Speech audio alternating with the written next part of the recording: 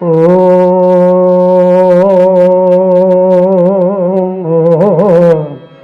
నమ శివాయ.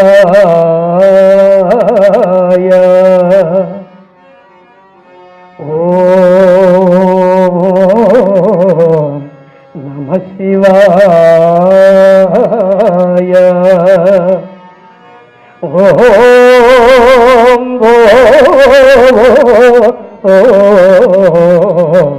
నమ శివాయ. శుక్లాంబరధరం విష్ణుం శశివర్ణం చతుర్భుజం ప్రసన్నవదనం ధ్యాయేత్ సర్వవిఘ్నోపశాంతయే. అగజా ఆనన పద్మార్కో గజానన మహర్నిశం అనేకదం భక్తానా ఏకదం తదుపాస్మహే ఏకదం తముపాస్మహే.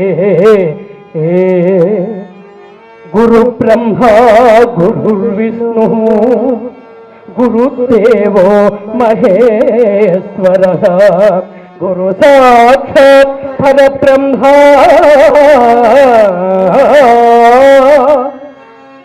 తస్మై శ్రీ గురవే నమః.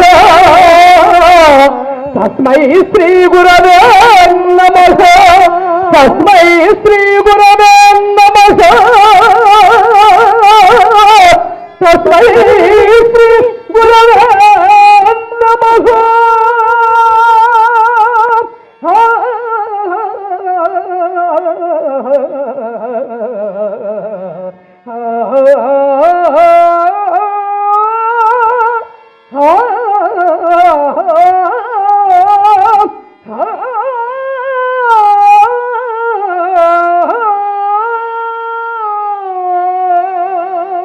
జై విఘ్నేశ్వరులకు, పార్వతీ పరమేశ్వరులకు, కళామ తల్లికి, దుర్గమ్మ తల్లికి.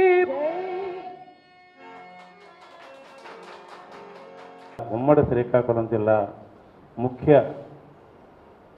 కళాకారుల సమ్మేళనం సభ ఇది.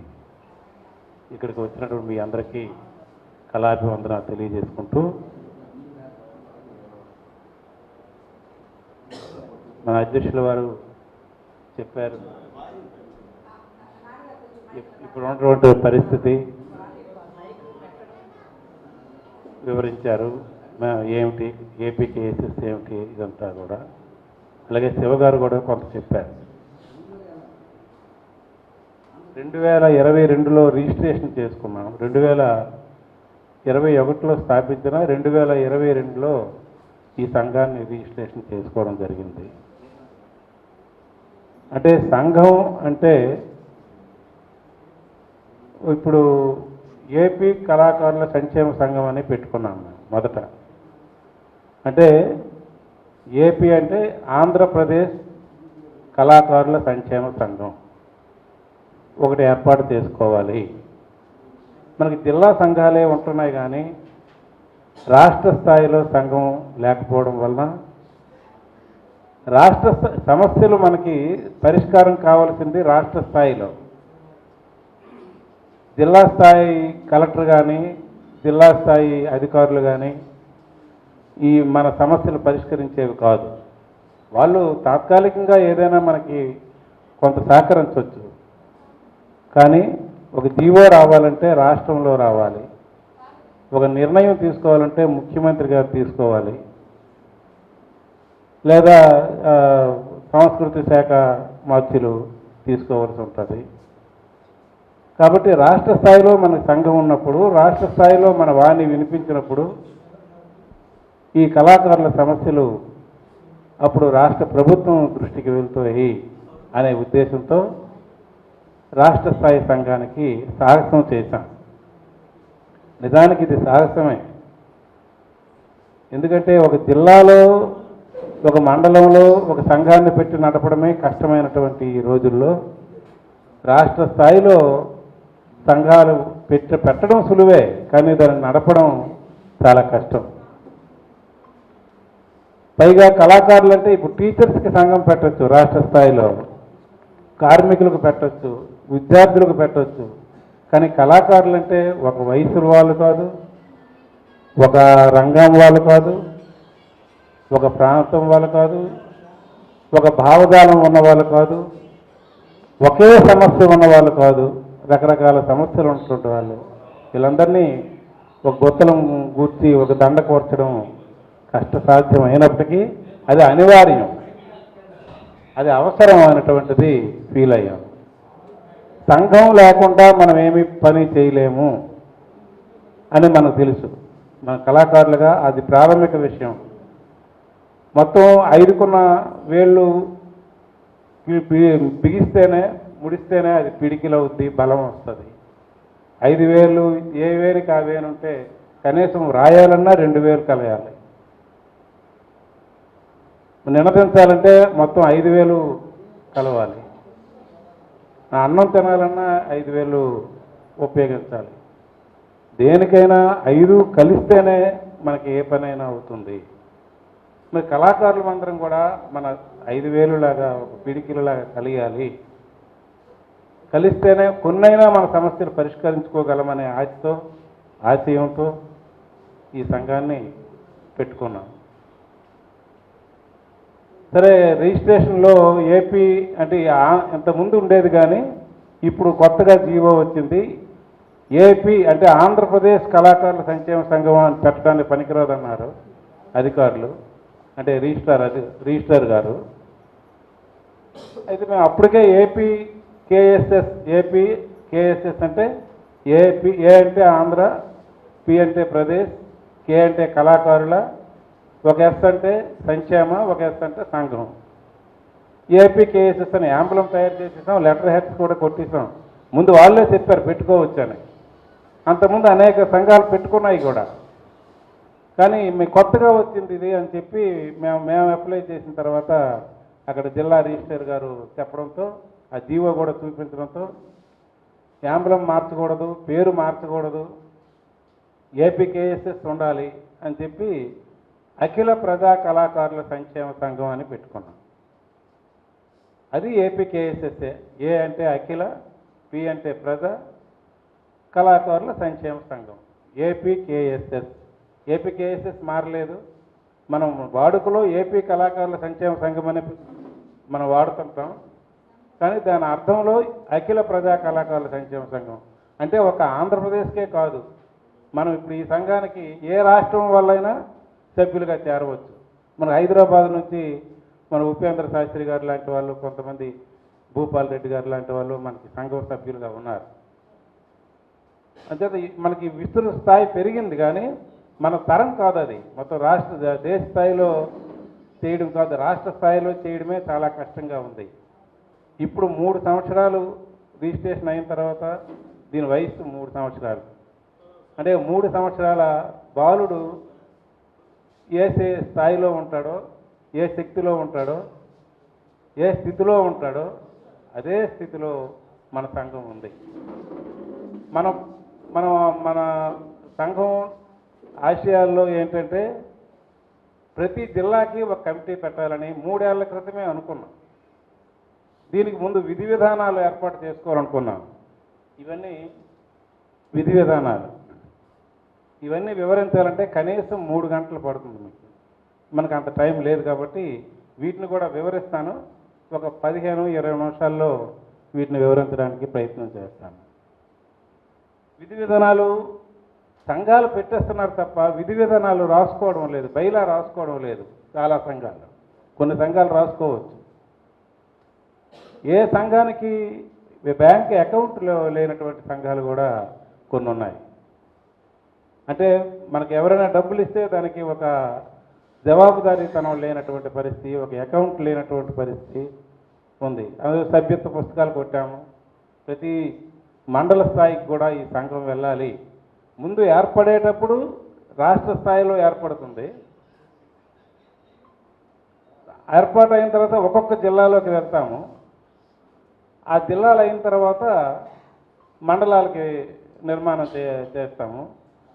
ఆ మండలాల నిర్మాణం కూడా అయిన తర్వాత ఇప్పుడు మండలం నుంచి రాష్ట్రంకి ఎన్నికలు జరుపుకుంటూ రావాలనేటువంటిది మన నిబంధన ఒకటి. మొదట స్టార్ట్ అయ్యేటప్పుడు రాష్ట్రం నుండి మండలంకి వస్తాం, మండలం నుండి విలేజ్కి కూడా వస్తాము. ఈ నిర్మాణం పూర్తయిన తర్వాత ఇక అక్కడి నుంచి నిర్మాణం అనేటువంటిది విలేజ్ నుండి మండలం, మండలం నుంచి జిల్లా, జిల్లా నుండి రాష్ట్రం, రాష్ట్ర స్థాయి ఎన్నికలు జరపాలనేటువంటిది మన ప్లాన్. అయితే ఇంకా శక్తి చాలడం లేదు. మొట్టమొదటిది శ్రీకాకుళం నుంచే ప్రారంభించాలనుకున్నాం. ఎందుకంటే ఈ జిల్లాకు ఉన్నటువంటి పొటెన్షియాలిటీ అటువంటిది. ఈ జిల్లాలో ఉన్న కళాకారులు, వివిధ రంగాలకు చెందినటువంటి కళాకారులు ఉన్నారు. సరే, మన ఎడ్ల గోపాలరావు గారు లాంటి పద్మశ్రీ ఎడ్ల గోపాలరావు గారు లాంటి గొప్ప కళాకారులు ఈ జిల్లాలో ఉన్నారు. అంతేకాకుండా మనకిది తూర్పున ఎప్పుడైనా ఏ ఉద్యమమైనా తూర్పునే ఉదయిస్తుంది అన్నారు పెద్దలు. సూర్యోదయం కూడా తూర్పునే అవుతుంది. ఇక్కడ నుండి మనం ప్రారంభిద్దాం, మొత్తం రాష్ట్రానికి వెళ్దామని. ఎంత లేట్ అయినా శ్రీకాకుళం జిల్లా నుంచే స్టార్ట్ చేద్దాం. ఒక 20 మంది వచ్చినా పర్వాలేదు, ఒక 10 మంది వచ్చినా పర్వాలేదు. ఒక కమిటీ ఏర్పాటు చేసుకుందాం, ఒక అడహాక్ కమిటీ ఏర్పాటు చేసుకుందాం. అడహాక్ కమిటీ ఏర్పాటు చేసుకున్న తర్వాత ఆ 10 మంది, ఇప్పుడు ఒక్క భాస్కర్రావు గారు, ఒక శివ గారు, భానుమతి గారు, రాజు గారు, నాయుడు గారు, ఇలా ఒక 4-5 మాత్రమే ఉన్నారు. వాళ్ళు కూడా ఒక కమిటీగా లేరు, వ్యక్తిగత స్నేహ బంధాలతో ఉన్నారు. ఏపీకేఎస్ఎస్తో సంబంధం ఇస్తున్నారు, కానీ వీళ్ళకి ఒక ఆర్గనైజేషన్ ఇక్కడ లేదు కనుక వాళ్ళే చాలరు కూడా. అన్ని మండలాలకి కవర్ అయినట్టుగా, కనీసం అన్ని ప్రాంతాలకి కవర్ అయినట్లుగా. ఇప్పుడు ఇటు అటు ఇచ్చాపురం నుండి ఇటు పాలకొండ వరకు, పాలకొండ కాదు మీకు ఇప్పుడు మారిపోయింది కదా, మన కండాపు గోవిందరావు నాయుడు గారి దగ్గర ఊరు వరకు ఉంది. మదనాపురం ఇప్పుడు శ్రీకాకుళం జిల్లా కదా సార్,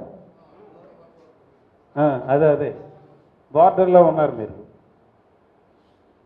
ఇటు మళ్ళీ ఎటు నుండి సీతంపేట, మళ్ళీ విజయనగరంకి వచ్చేసింది, పార్తీపురంకి వచ్చింది. ఈ మొత్తం జిల్లాని ఇప్పుడు కొంత జిల్లా కూడా తగ్గింది. ఇప్పుడు ఆర్గనైజేషన్ మనకి ఈజీ అవుద్ది కనుక ఇక్కడ నిర్మాణం చేసుకోవాలని. అది నిజమే అయినప్పటికీ వచ్చిన మేరకు, ఉన్న మేరకు ముందు ఇది అడహాక్ కమిటీ, ఇది శాశ్వత కమిటీ కాదు. ఒక కన్వేయింగ్ బాడీ తయారు చేసుకుంటాం, దానికి ఒక కన్వీనరు, జిల్లా కమిటీ ఒకటి ఏర్పాటు చేసుకుంటాం. ఒక 1 year 6 మాసాలు టైం పెట్టుకుంటాం. ఆ టైం లోపల ఈ కమిటీ సభ్యులు ఒక 10 మందో ఎంతమంది అయితే అంతమంది ఈ జిల్లా స్థాయిలో మొత్తం పనిచేసి, సమిష్టిగా పనిచేసి, అప్పుడు నిజమైనటువంటి దీనికి అంకిత భావంతో పని చేయగలిగిన వాళ్ళు, టైం వెచ్చించగలిగిన వాళ్ళు, వాళ్ళని ఎంపిక చేసుకొని అప్పుడు శాశ్వతమైనటువంటి బాడీని ఒకటి తయారు చేసుకుందాం.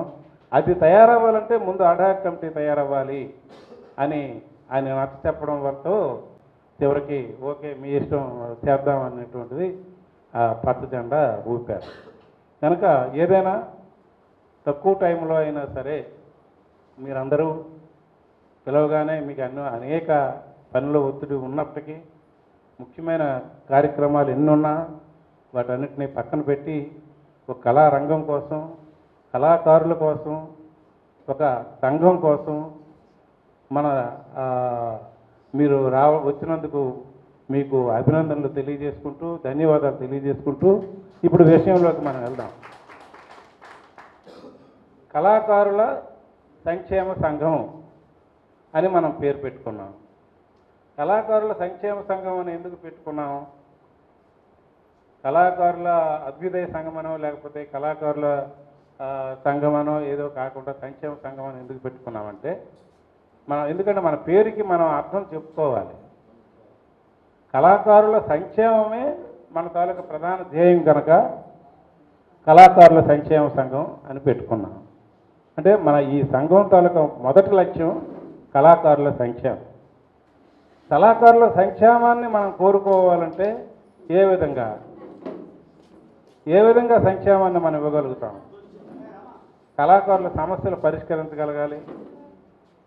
కళాకారులను ఏకం చేయకుండా కళాకారుల సంఘాన్ని సమస్యల్ని మనం పరిష్కరించలేము. కళాకారులందరూ ఏకమైతేనే, అది సంఘం అయితేనే అది సాధ్యపడుతుంది. అంతేత ఈ సంఘంలోకి అందరూ రావాలి. వచ్చి మన సమస్యలు ఏవో ముందు మనం ఒక లిస్ట్ తయారు చేసుకోవాలి. అనేక సమస్యలు ఉంటాయి మనకి. ఏది ప్రాధాన్యత సమస్య, ఏది తర్వాత ప్రాధాన్యత సమస్య, ఏది తర్వాత లాస్ట్ సమస్య.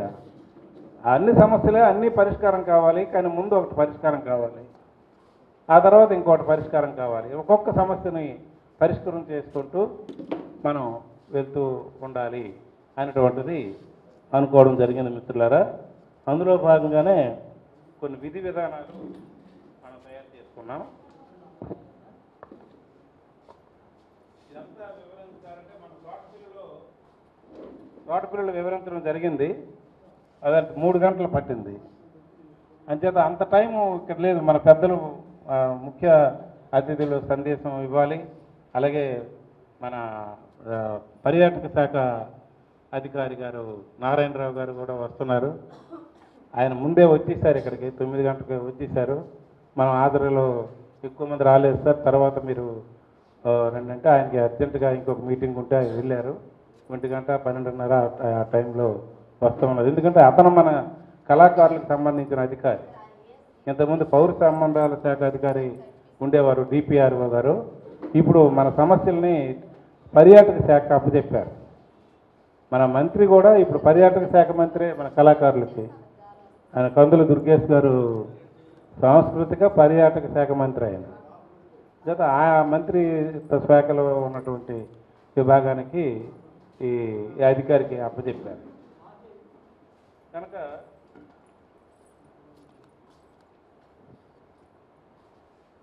కళలు ఎందుకు, కళలు అంటే ఏమిటి అసలు?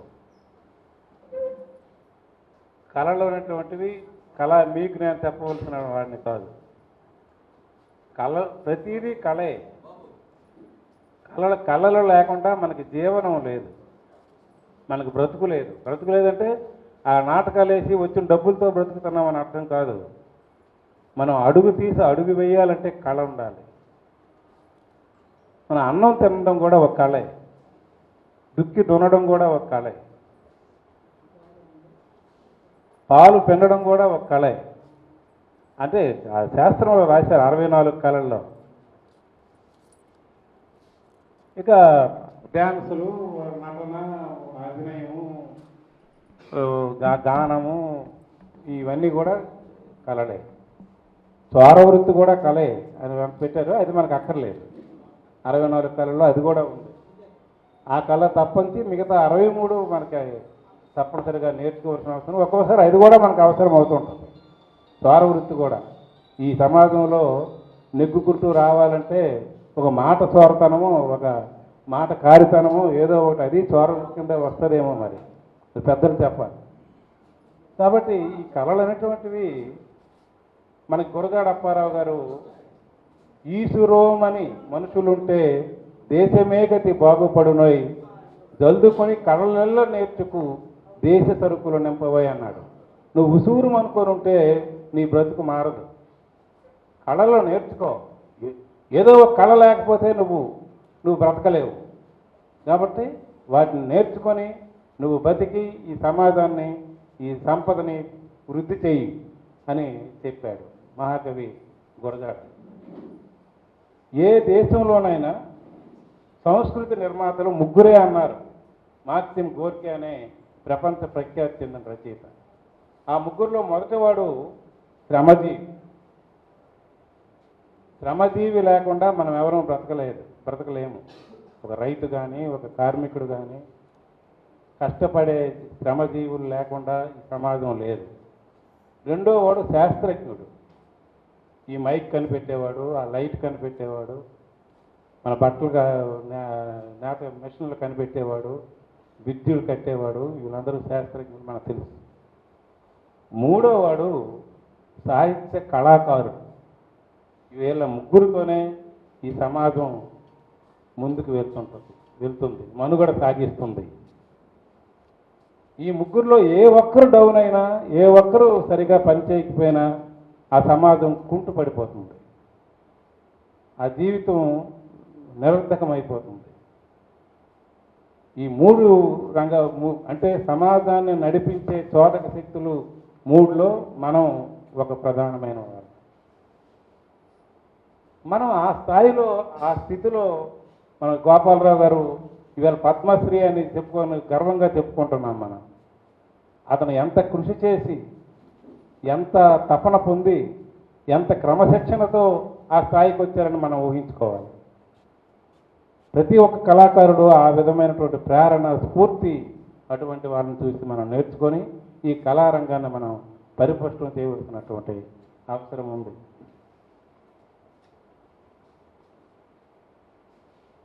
పూర్వకాలంలో, ఆదిమ కాలంలో మాట తెలియదు, ఈ రాత తెలియదు, లిపి లేదు, వ్యవసాయం లేదు, ఇల్లు గుడిసెలు కూడా లేవు, ఇల్లులు లేవు, బస్సులు లేవు, ట్రైన్లు లేవు, ఏమీ లేవు, వ్యవసాయమే లేదు. అప్పుడు మనిషి జంతువులతో సమానంగా జీవించేవాడు మనకు తెలుసు. ఆ అడవుల్లో అంతా అడవే అప్పుడు కదా, అడవిలో దుంపలో తేగలో తిని ఆకలి తీర్చుకొని, జంతువులు దొరికిపోయి లేకపోతే జంతువుని చంపి ఆ జంతువు మాంసం కూడా తిని, ఆ తింటున్న క్రమంలో ఆ జంతువుని వేటాడడం కోసం ముందు వేట నేర్చుకున్నాడు. ఆ వేట ఒక కళ. ఒక క్రూర జంతువు వచ్చినప్పుడు దాని నుంచి తప్పించుకోవడం ఎలాగా అని దొంగగా నక్కి నక్కి అడుగులు వేస్తూ వెనక్కి తప్పుకోవడం, అందులో నుంచి నాట్యం వచ్చింది అంటున్నారు మన పెద్దలు. నాట్యం ఎక్కడి నుంచో, ఆకాశం నుంచో లేకపోతే డ్యాన్స్ గురువుల నుంచో రాలేదు, బ్రతుకులో నుంచి వచ్చింది నాట్యం. అక్షరాల లిపి లేనప్పుడు బొమ్మలు వేసుకునేవాళ్ళు వాళ్ళ భావాలు చెప్పడానికి, ఎదుటి వాళ్ళకి అర్థం కావడం కోసం. ఆ బొమ్మల నుంచే అలా అలా లిపి వచ్చింది, బొగ్గులతో. అరుపులు ఉండేవి. ఇప్పుడు పశువులు పక్షులు ఎలాగ అరుస్తున్నాయో అప్పుడు మనుషులు అరుచుకొనే బతికేవాళ్ళం. ఆ అరుపులో శబ్దాలను బట్టి మన భావం వాళ్ళకి, ఎదుటివాడికి తెలిసేది. ఆ అరుపుల నుండే మనకి మాట తర్వాత క్రమక్రమంగా వచ్చింది. ఆ అరుపుల నుండే పాట వచ్చింది, పద్యం వచ్చింది. సరే, పద్యం మన ఒక్క తెలుగు వాళ్ళకే సొంతం. అది ఇంక ఇతర భాషల్లో మనకి పద్యం కనబడదు. అది మనకు వరం పద్యం. ఆ వివరాల్లోకి నేను వెళ్ళడం లేదు. కానీ ఈ కళలు అనేటువంటివి క్రమక్రమంగా అవి పరిణామం చెందుకుంటూ వచ్చి ఈ భాష, ఈ పాట, ఈ మాట, ఆ అనుభవంలో నుంచి దానికి ఒక శాస్త్రం పెట్టి, దానికి ఒక రాగం అని చెప్పి, దానికి ఒక నృత్యం రీతులు చెప్పి, దానికి సంగీతం పేరు పెట్టి, అడుగులు చెప్పి, అందులో నుంచి వచ్చినటువంటి కళలే ఈ జానపద కళలు. మొట్టమొదట మనకి తూర్పు భాగవతం, యక్షగానం వచ్చాయి.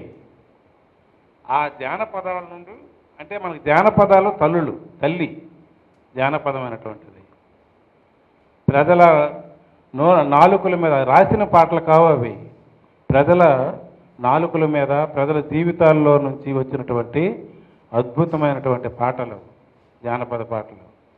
ఆ పాటల నుంచి క్రమంగా మనకి ఆ పాటలు ఒకనాడు మన శ్రమను మర్చిపోవడం కోసం, ఉడుపులు ఉడిచేటప్పుడు, లేకపోతే రోలర్ లాగేటప్పుడు, కొండలు ఎక్కేటప్పుడు ఆ శ్రమ తెలియకుండా ఉండడం కోసం, ఆ శ్రమలో నుంచి భాగంగా వచ్చినటువంటి పాట తర్వాత వినోదం కోసం, ఆహ్లాదం కోసం వచ్చింది. రాజుల్ని సంతృప్తి చేయడం కోసం, రాజుల్ని ఆనందింప చేయడం కోసం తర్వాత కళలు మారి, ఆ తర్వాత ఆ రాజుల పీడన ఎక్కువైపోయిన తర్వాత ఈ రాచరికం పోవాలి అని చెప్పి ప్రజల్లో చైతన్యం తీసుకురావడానికి చైతన్యమైనటువంటి కళలు. ఇలాగా క్రమక్రమంగా ఈ మనిషి పుట్టిన ఈ 20 లక్షల సంవత్సరాల నుంచి అంటున్నారు ఆధునిక మానవుడు పుట్టి. ఆ 20 లక్షల సంవత్సరాల కాలక్రమంలో మనం ఈవేళ ఇక్కడ ఇప్పుడున్నాం. ఇప్పుడు మన మధ్య ఈ సంఘం నడపాలంటే మనం కనీసం ఏ సంఘానికైనా కొన్ని ఆశయాలు, కొన్ని లక్ష్యాలు, కొన్ని నిబంధనలు లేకపోతే అది దారి తప్పే అవకాశం ఉంటుంది కనుక మనకి మనం నియంత్రించుకోవడానికి, మనకి పెడమార్గం మనం పట్టకుండా ఉండడం కోసం మనం కొన్ని నిబంధనలు పెట్టుకుంటాం. మన ఇంట్లో మనం ఎలా పెట్టుకుంటామో, రే ఇలా చేయాలి, అలా చేయాలి, నువ్వు ఈ పని చేయాలి, నేను ఈ పని చేయాలి అని అనుకుంటామో, అలాగే సంఘంలో కూడా కొన్ని, అంటే నేను పాయింట్గా వెళ్ళిపోతున్నాను, డీటెయిల్స్కి చెప్పడం లేదు. అందువల్ల కొంత కనెక్షన్ తెగిపోవచ్చు. మీకు ఏమైనా నేను ఆ విధంగా గెంతున్నట్టుగా ఉంటే మీరు అడ్డుకోండి, మళ్ళీ వెనక్కి వస్తాను. లేదు పర్వాలేదు, అంత వేగం ముగించేస్తే మంచిదంటే నేను 5 నిమిషాల్లో ముగించేస్తాను, మీ ఇష్టమే. అదే ఇక్కడ ముందుగానే చెప్పాను, ఆంధ్రప్రదేశ్ అంతటా ఇది పనిచేస్తుంది. ఇప్పటికే మనకు ఒక 10 జిల్లాల్లో సభ్యత్వం ఉంది. మన ఉత్తరాంధ్రలో పార్తీపురం మన్యం, శ్రీకాకుళం, విజయనగరం, విశాఖపట్నం జిల్లాల్లో ప్రధానంగా ఇది ఉంది. తర్వాత తూర్పుగోదావరి కొద్దిమంది, అలాగే గుంటూరు జిల్లా వ్యక్తులుగా కొంతమంది, రాయలసీమ జిల్లాలకు సంబంధించి అదే రాయలసీమ కాదు, ఇప్పుడు ప్రకాశం జిల్లాలో నిర్మాణం ఉంది. కర్నూలు, అనంతపురం, కడప, చిత్తూరులో మన మంగాదేవి, సూర్యనారాయణ గారు వల్ల వీళ్ళు ఎక్కువగా ప్రదర్శనలు అక్కడేస్తుంటుంటారు, మన గోపాలరావు గారు వీళ్ళంతా. ఎందుకంటే అంత డబ్బులు ఇచ్చి ఇక్కడ మనం వేయించుకోలేం కాబట్టి వాళ్ళు అక్కడికి వెళ్ళిపోతున్నారు అనుకుంటున్నాను నేను. సార్ ఇక్కడ మనం రికార్డులు ఆలోచించుకుంటున్నాం మేము. అదే వేయించుకోవాల్సిన బాధ్యత మనకుంది కనుక ఈ విధంగా ఒక 10 జిల్లాల్లో మనకి నిర్మాణం ఉంది. ఇప్పుడు 26 జిల్లాలు అయిపోయింది. అంటే సగం కూడా మనం రాష్ట్రంలో నిర్మాణంలో లేము. అయితే ఒక జిల్లాలో ఉండే దేశం మొత్తం మీద ఉన్న సంఘాలు కూడా ఉన్నాయి. అది కాదు, మనకు అది ఆదర్శం కాదు. కానీ మనం ఇంకా ఎదగవలసిన అవసరం ఉంది, మన బలం పెంచుకోవాల్సిన అవసరం ఉంది. మన జిల్లాల్లో, ఈ జిల్లాల్లో కూడా ఏ జిల్లాకు ఆ జిల్లా నిర్మాణం లేదు, సభ్యులుగానే ఉన్నారు. ఇప్పుడు శ్రీకాకుళంలో ప్రారంభిస్తున్నాం. ఈ ఆసియాల్లో మొదటిది ముందుగానే చెప్పాను, సంక్షేమానికి పాటుపడ్డాం. ఇక రెండవది అంతరించిపోతున్న దేశీయ జానపద కళలను పునరుద్ధరించడం. జానపద కళలు సుమారుగా అంతరించిపోతున్నాయి. ఒకవేళ ఉన్నాయి, మన పొందూరు గౌరీ గారు లాంటి వాళ్ళు చాలామంది కష్టపడుతున్నారు, చేస్తున్నారు. కానీ ఆ విధంగా జానపదాన్ని జానపదంగా ఉంచుతూ బతికించిన వాళ్ళు తక్కువ మంది. జానపదాలు మమ్మల్ని కల్తీ అయిపోతున్నాయి. ఆ మధ్య నేను చెక్క భజనకి చూస్తే, చెక్క భజనలో రికార్డ్ డ్యాన్సులు పెడుతున్నారు. అమ్మాయిలు మధ్యలో చాలా విచిత్రంగా నృత్యాలు చేస్తున్నారు. చెక్కలైతే పట్టుకున్నారు కానీ డ్యాన్స్ అది కాదు, చెక్క భజన కాదు, అది చెక్క డ్యాన్స్ చేస్తున్నారు. దాన్ని ఏమనుకోవాలో అర్థం కాలేదు. అలాగే ఇప్పుడు సరే జంకులు కదంటే చాలా ఫేమస్ మనకి, అది మన జిల్లా సొత్తు. ఆ జంకుల కథలో కూడా సినిమా పాటలు పెట్టేశారు. సినిమా పాటలు, ద్వందార్థాల తాలూకా హాస్యాలు వచ్చేసాయి. సరే, బుర్రకథ ఇంచుమించుగా చచ్చిపోయింది. బుర్రకథ కళాకారులు ఉన్నారా? ఉన్నారు. మరి వాళ్ళు చెప్పాలి. కొంతమంది బతికిస్తున్నారు. వేళ్ల మీద లెక్క పెట్టగలిగినటువంటి బుర్రకథ కళాకారులు ఉన్నారు. ఒక తంబుర 2 డక్కీలతో చెప్పేదే బుర్రకథ. కానీ ఈవేళ 10 మంది, 12 మంది, 15 మంది బుర్రకథలు చెప్తున్నారు. అది విమర్శించడం కాదు మిత్రులారా, దాని నుంచి మనం బయటపడవలసి, దేన్ని దానిగా బతికించాలి. 12 మందితో ఒక నృత్య కళారూపం మనం పెట్టుకోవచ్చు. 20-50 మందితో కూడా కళారూపాలను మనం తయారు చేసుకోవచ్చు. ఎక్కువ మంది అనేది తప్పు కాదు, కానీ ఏ కళారూపంకి ఎంతమంది ఉండాలి, ఏ విధంగా ఉండాలి, ఏ పద్ధతిగా ఉండాలి, దాన్ని మనం కాపాడుకోవాల్సినటువంటి బాధ్యత మనకు ఉంది అనే ఏపీకేఎస్ఎస్ ఆసియాల్లో అది ఒకటి పెట్టుకుంది. అలాగే రంగస్థలంపై రోజు రోజుకి ప్రజల్లో తగ్గుతున్న ఆదరణ, దాన్ని పెంచేందుకు కృషి చేయడం. ఇందాక గోపాలరావు గారికి అడిగాను, సార్ వినాయక చవితికి ఎన్ని ప్రోగ్రాలు బుక్ అయ్యాను? ఒక్కటంటారు. అంటే కొన్ని 2-3 సంవత్సరాల క్రితం వరకు 13 రోజులకి 13 రోజులు వెళ్ళినటువంటి ఎట్ల గోపాలరావు గారు లాంటి వాళ్ళే ఈవేళకి ఒక్కటే అంటే ఉందంటే, మంగాదేవికి ఒకటే కావాలి. ఎన్ని ఉన్నాయి మా వినాయక చవితికి? మీరు ఆడవాళ్ళు అయిపోబట్టి మీకు 2 పెరిగాయి. అంతేత ఇది చాలా దారుణం. నెంబర్ 1 ఆర్టిస్టులకే అలా ఉంటే మరి ఏమంటే, నేను ఆ మధ్య ఒకటి అడిగాను, పెద్ద పెద్ద కళాకారులు మన జిల్లాలో ఉంటే రాయలసీమ ఎందుకు వెళ్ళిపోతున్నారు, మీరేం చేస్తున్నారంటే వాళ్ళు ఒకటి చెప్పారు, ఒక 50-60 మంది కంటే ప్రేక్షకులు రావడం లేదు, వాళ్ళని పిలిస్తే లక్షల రూపాయలు పెట్టాలి. అంటే ప్రేక్షకులు రావడం, ఇక్కడ మేము అదే పెట్టాం. రంగస్థలంపై రోజు రోజుకి ప్రజల్లో తగ్గుతున్న ఆదరణ తగ్గబట్టే ప్రేక్షకులు రావడం లేదు. అది టీవీ కారణమా, లేకపోతే సెల్ ఫోన్ కారణమా, వాళ్ళ బాధల కారణమా? బాధలు పోవడానికి, బాధలు మర్చిపోవడానికి కళల దగ్గరికి వస్తాడు ప్రజలు. పగలంతా బాధలు పడి రాత్రిని కొంత మర్చిపోవడం కోసం, ఆనందించడం కోసం, ఒక చైతన్యం పొందడం కోసం మన దగ్గరికి వస్తాడు. వాడు మన దగ్గరికి ఎందుకు రాకుంటున్నాడు? మనం కూడా ఆత్మవిమర్శ చేసుకోవాలి. ఎన్ని మా చిన్నప్పుడైతే నువ్వు చదువుకోకపోతే పనికిరాదు, నువ్వు వెళ్ళడానికి వీల్లేదని తలుపులు బెడాయించిన దొంగతనంగా పెరట్లెళ్ళి వచ్చి నాటకం దగ్గరికి వచ్చేవాళ్ళం మేము. కానీ ఇప్పుడు అలా రావడం లేదు. వచ్చినా నిలబడే చూస్తున్నారు, ఎవరు కూర్చోవడం లేదు.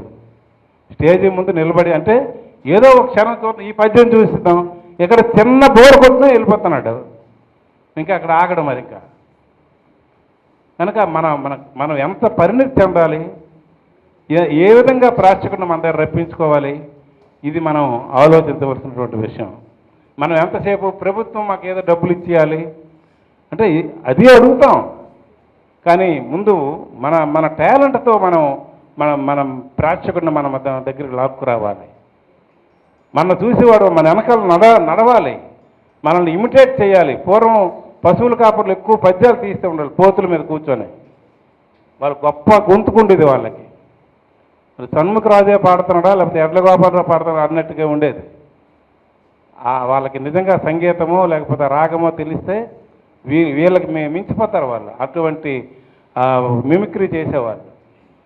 మిమిక్రీ శివగారి లాగా ఉన్నారా? శివగారు సార్ అంచేత వాటిని మన లక్ష్యాల్లో దాన్ని కూడా చేర్చుకున్నాం. అంటే ఏదో మాకు పెన్షన్ ఇవ్వాలి, మాకు గుర్తింపు కార్డులు ఇవ్వాలి, ఇవి కాదు, పై కాదు. ఇవి అవసరమైనవి అయినప్పటికీ మన మూలాల్లోకి వెళ్ళి మనం ఎక్కడ ఉన్నాం, మన కళారంగంలో మన స్థాయి ఏంటి, మన పరిస్థితి ఏంటి అనేది తెలుసుకోవాలని, ఆ విధమైన చైతన్యాన్ని మన ప్రజలకి, ముఖ్యంగా మన కళాకారులకి అందజేయాలని అనుకున్నాం. ఇంకా మూడోది ఏంటంటే, రాష్ట్రంలో ఉన్న కళాకారులందరినీ ఒక వేదిక మీదకి తీసుకురావడం. అందులో భాగంగానే ఏపీకేఎస్ఎస్ కళాకారులకు ప్రభుత్వ గుర్తింపు పొందినట్లు, గుర్తింపు పొందడం అంటే గుర్తింపు కార్డులు ఇవ్వడం కాదు, అవి నాలుగు గీచుకోవడానికి కూడా పనికి రావడం లేదు నిజంగా వాస్తవం చెప్పాలంటే. కాకపోతే గుర్తింపు కార్డు ఉంటే ఈవేళ కాకపోతే రేపోయినా పని చేస్తా ఏమో అనే ఒక ఆశే తప్ప ప్రస్తుతానికి వాటి వల్ల మనకేమీ ఉపయోగం, గుర్తింపు కార్డులు ఉన్న వాళ్ళకి ఏమీ రూపాయి రాలేదు. వచ్చిందండి ఎవరికైనా? లేదు. పోనీ అవి రెడీగా ఉంటే ముఖం కడుక్కొని ఉంటే ఎప్పుడైనా ఎవరైనా టిఫిన్ పెట్టరా తినిద్దామనే ఉద్దేశంతో మనం తెచ్చుకుంటున్నాం, మంచిదే. దానికి కూడా సంఘం ప్రయత్నం చేస్తుంది. అందులో భాగంగానే మనం పర్యాటక శాఖ అధికారిని వారిని ఆహ్వానించాము, వస్తారు కూడా ఉన్నా. అయితే మన అధికారులు ఇప్పుడు మెయిన్ కళాకారులకు ప్రభుత్వ గుర్తింపు పొందినట్లంటే కళాకారులు ఇన్ని వేల మంది ఉన్నారు, ఇన్ని లక్షల మంది ఉన్నారు, వీళ్ళ సమస్యలు ఇవి ఉన్నాయి, వీటిని పరిష్కరించడం ప్రభుత్వంగా మన బాధ్యత అని ప్రభుత్వం తెలుసుకునే విధంగా మన మన పిలుపు, మన ఉద్యమం, మన వాణి ఉండాలి అనేటువంటిది ఏపీకేఎస్ఎస్ తాలూకా లక్ష్యం.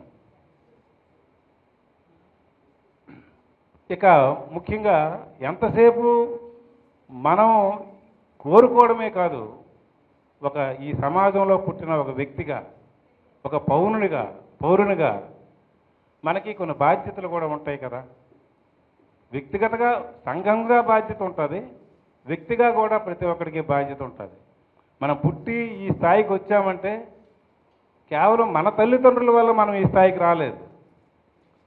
మనకు చదువుకున్నప్పుడు మనకి చదువు చెప్పిన మాస్టర్కి జీతం గవర్నమెంట్ ఇచ్చింది, మనం ఇవ్వలేదు. గవర్నమెంట్కి ఇప్పుడంటే ప్రైవేట్ స్కూల్లో చదువుతున్నారు, కానీ ఆ గవర్నమెంట్కి ఎందుకు ఏంటి అవసరం? మనకు చదువు రాకపోతే వాళ్ళకే నష్టం. గవర్నమెంట్ బిల్డింగ్ కట్టి మధ్యాహ్నం భోజనం పెట్టి యూనిఫారాలు ఇచ్చి పుస్తకాలు ఇచ్చి మాస్టర్కి జీతం ఇచ్చుకొని మనకెందుకు చదువు చెప్పేస్తుంది? అంటే సమాజం సరే ప్రజల దగ్గర తీసుకున్న పన్నుల రూపంలో వచ్చిన డబ్బులే ఇస్తుంది, కానీ మనం సమాజంకి రుణపడి ఉన్నాము. మనం మనం కట్టుకున్న బట్టలు ఒక చేనేత కార్మికుడు నేర్చినవి, మనం వాడుతున్న వస్తువులు ఒక కార్మికులు అందరూ సృష్టించినవి, ఉత్పత్తి చేసినవి.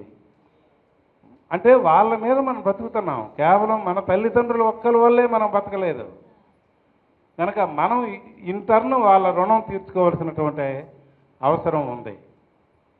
అది వ్యక్తిగతంగాను కళాకారుడుగా కూడా మన కళలు సమాజాన్ని చైతన్యవంతం చేసేవిగా ఉండాలి. ఇప్పుడు ఒక హరిశ్చంద్ర నాటకం చూసిన తర్వాత గాంధీ మహాత్ముడు తయారయ్యాడు. గాంధీ మహాత్ముడు వచ్చాడు, అబద్ధం ఆడకూడదు అనేటువంటి, సత్యమే పలకవలను అనేటువంటి ఒక నినాదంకి జన్మనిచ్చింది హరిశ్చంద్ర నాటకం. ఇలా అనేక నాటకాలు చూసి మనం కూడా అనేక నాటకాలు చూసి మనలో పరివర్తన వస్తుంది. కొన్ని సినిమాల్లో చూసి మనలో ఒక ఉద్రేకము, ఒక మార్పు, ఒక ఆలోచన కలుగుతాయి.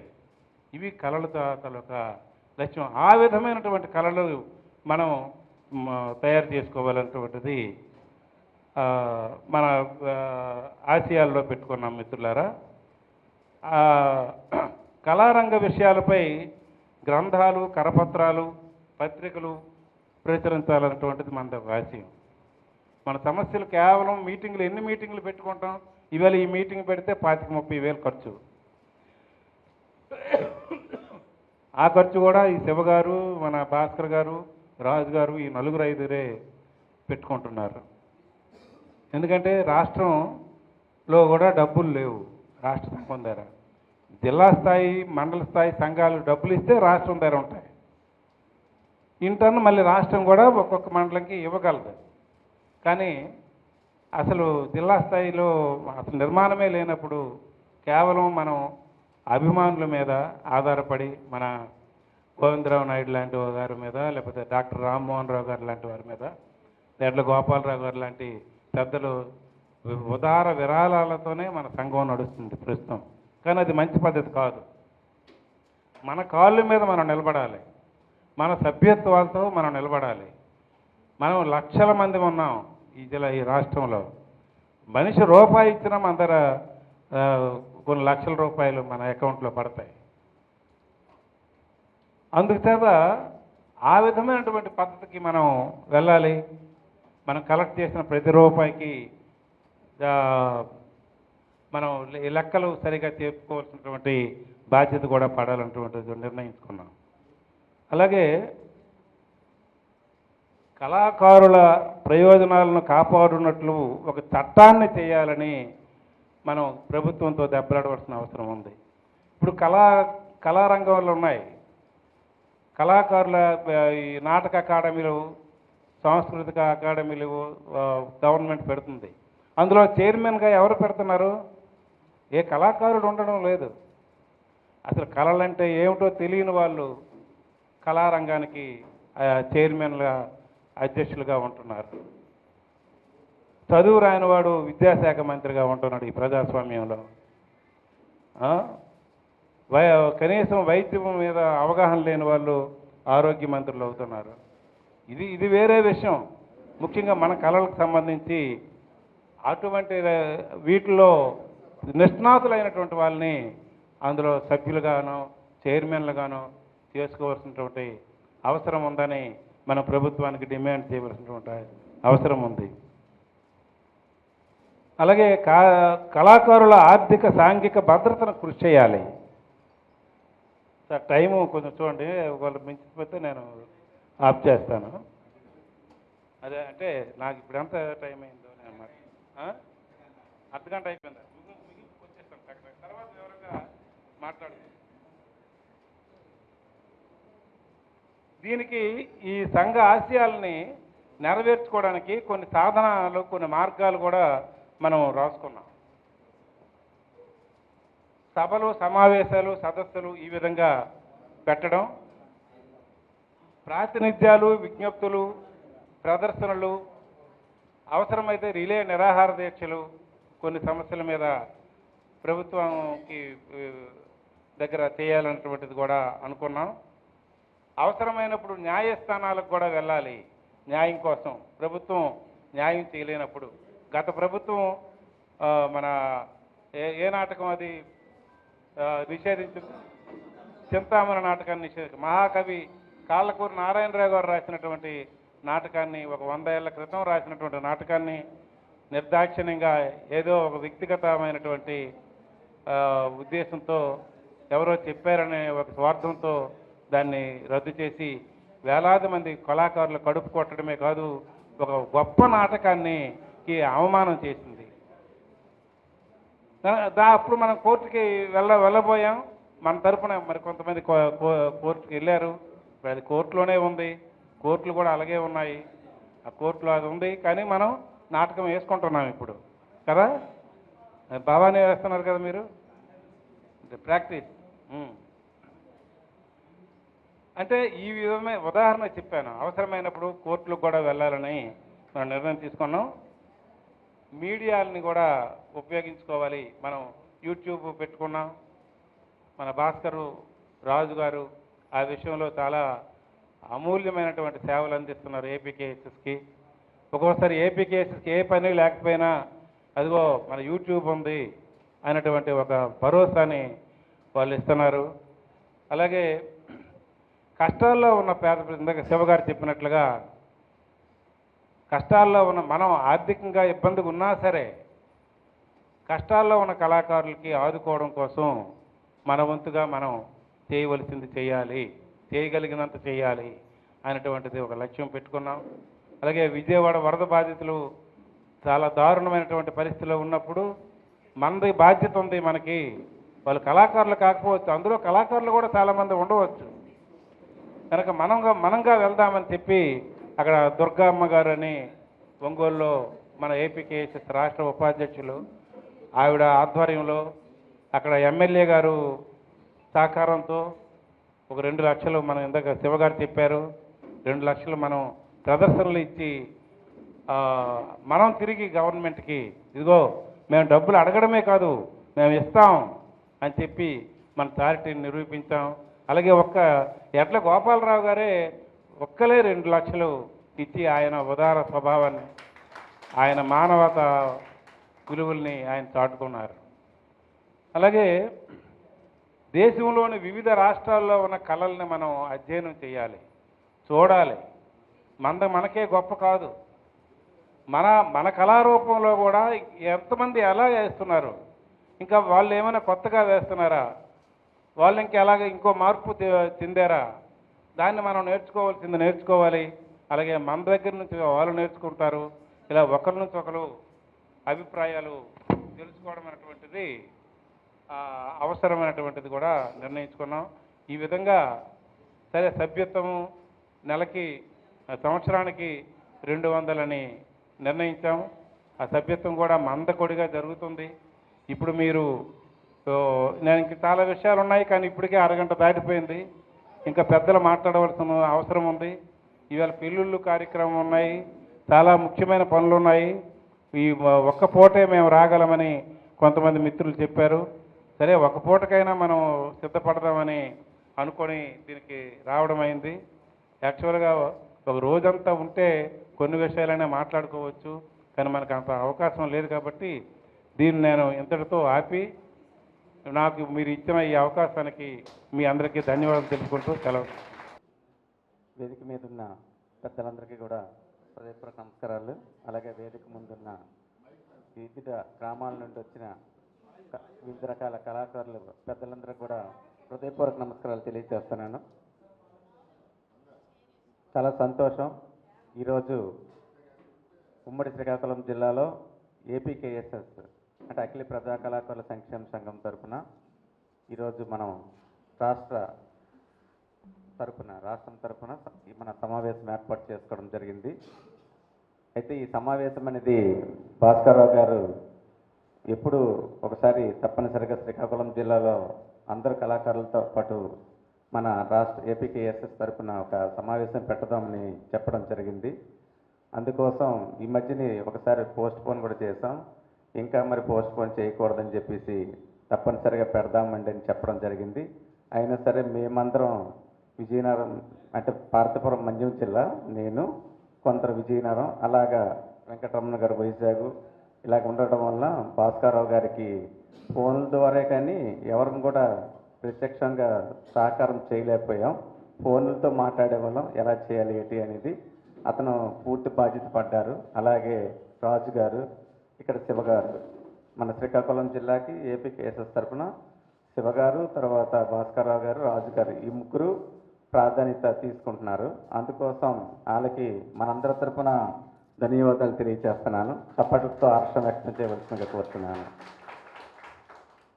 ఎందుకంటే ఇప్పుడు కళారూపాలనేవి మరుగున పడిపోతున్న టైంలో ఇంకా కళాకారుల తాలూకా కళలు ప్రదర్శన కోసం మనం ప్రయత్నం చేద్దాం, ఎక్కువ మందికి ఇన్వాల్వ్ చేద్దాం, అందరికీ భాగస్వామ్యం చేసి మళ్ళీ ప్రజలకి కళల ద్వారా నాగరికత, సంస్కృతి, చరిత్రలు అవన్నీ తెలియపరచాలంటే కంపల్సరీగా కళాకారులు కళలు ప్రదర్శిస్తేనే తెలుస్తుంది.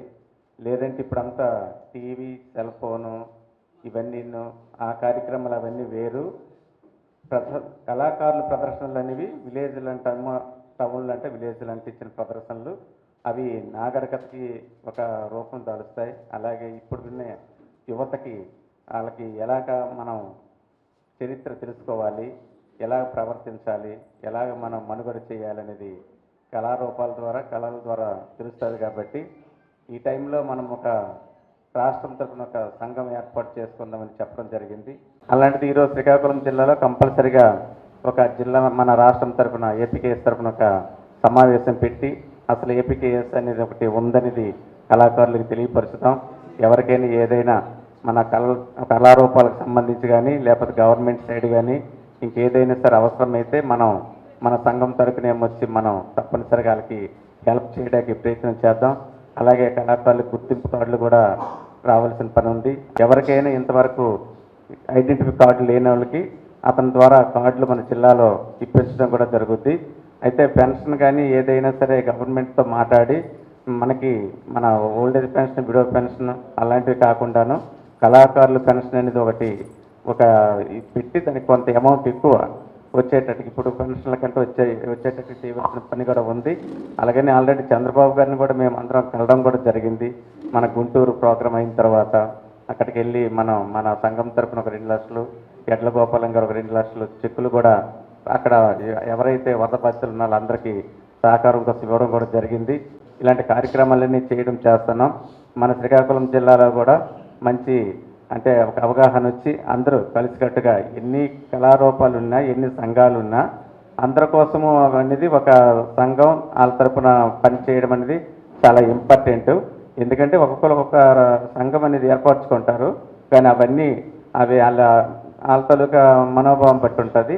కానీ అందరూ కలిసి రాష్ట్రం మొత్తం మీద కూడా ఒక కళా రూపాల సంఘం అనేది ఏర్పరచుకుంటే మనం ప్రభుత్వం ద్వారా ఏదైనా సరే సాధించడానికి కూడా అవకాశం ఉంటుంది, ఎవరికైనా మంచి చేయడానికి కూడా అవకాశం ఉంటుందని ఈ మన ఏపీకేఎస్ఎస్ పెట్టడం అనేది జరిగింది. అయితే ఎక్కువ మనకి భాస్కర్ రావు గారు మన ఏపీకేఎస్ తరఫున అంటే యూట్యూబ్ ద్వారా మొత్తం ప్రపంచమంతా కూడా మన ఏపీకేఎస్ చేస్తున్న కార్యక్రమాలన్నీ కూడాను ప్రచారం జరుగుతుంది. దానికి ఒక గ్రూప్ కూడా ఉంది కాబట్టి అవి దానివల్ల చాలా అందరూ ప్రతి జిల్లాలో మన ఏపీకేఎస్ తరఫున ఇలా సంఘాలు ఉన్నాయి, బాగా పనిచేస్తున్నారు, అందరూ కూడాను మంచి గుర్తింపు కూడా వస్తుంది. అయితే భాస్కర్ రావు గారికి మనందరి తరఫున ఏమీ తీసుకోకుండా మనందరి కోసం, ప్రజల కోసం, కళాకారుల కోసం అతను ఒక ఛానల్ పెట్టుకొని ఈరోజు ప్రచారం చేయడం జరుగుతుంది. అతనికి మనందరం కూడా ధన్యవాదాలు తెలిసి అరస్వతనాలతో వ్యక్తం తెలియపరుస్తుంది కోరుతున్నాం. ఎందుకంటే మనం ఎన్ని కార్యక్రమాలు చేసినా ప్రచారం అనేది జరగడం అనేది చాలా ఇంపార్టెంట్. అది ప్రపంచం మొత్తం మీద ప్రచారం జరగడానికి అలాంటి వ్యక్తి గ్రూప్లో ఉన్నారు, అలాంటి ఎక్విప్మెంట్ కూడా ఉంది. అందుకోసం రాజు గారు మొత్తం కూడా భాస్కర్ రావు గారు వీళ్ళిద్దరూ చాలా శ్రమపడి ప్రతి చేసే కార్యక్రమం కూడా ప్రజల్లోకి, కళాకారులకి ప్రపంచం మొత్తం మీద వెళ్ళడానికి అవకాశం ఉంది. కాబట్టి అంత మంచి అవకాశం ఏ సంఘాలకి రాదు. అది మన ఏపీకేఎస్ఎస్కి అది మనం పెట్టుకునే ముహూర్తాన్ని బట్టి అదృష్టం. అందుకోసం అని చెప్పేసి ఈరోజు మేము కూడా ఎక్కువ ఎంకరేజ్మెంట్ ఇచ్చి సహకరిస్తున్నాం. ఎందుకంటే అలాంటి ఛానల్ ఉండేటప్పుడు మనం మంచి కార్యక్రమాలు చేసి కళాకారులకి అందరూ గుర్తింపు రావడానికి చేద్దామనే ఉద్దేశంతోనే చేయడం జరుగుతుంది. అందుకోసం ఈరోజు ఈ కార్యక్రమానికి వచ్చిన మీకు అందరికీ కూడా హృదయపూర్వక నమస్కారాలు తెలియజేసుకుంటూ అందరూ ఐకమత్యంగా ఉండండి. అందరికీ కూడా అన్ని సంఘాలకు సంబంధించి కూడా ప్రభుత్వం ద్వారా ఏవైనా మనకి సమస్యలు ఉన్నా అవన్నీ నెరవేర్చుకుందామని కోరుకుంటూ అవకాశం ఇచ్చిన మీకు అందరికీ కూడా హృదయపూర్వక నమస్కారాలు తెలియజేసుకుంటున్నాను. ఇక్కడికి వచ్చేసిన సభ్యులందరికీ, కళాకారులందరికీ హృదయపూర్వక నమస్కారాలు. ముఖ్యంగా ఈ కార్యక్రమాన్ని నిర్వహిస్తున్న మిత్రత్రయం భాస్కర్ రావు, రాజు అండ్ శివ, వీరి ముగ్గురు యొక్క పటుత్వం వల్ల, ప్రాముఖ్యం వల్ల, వారి యొక్క ఘనత వల్ల ఇంత గొప్పగా ఈ కార్యక్రమాలు చేస్తున్నామని ముఖ్యంగా చెప్పుకోవాల్సి ఉంది. అఖిల ప్రజా కళాకారుల సంఘం తరఫున ఒక యూట్యూబ్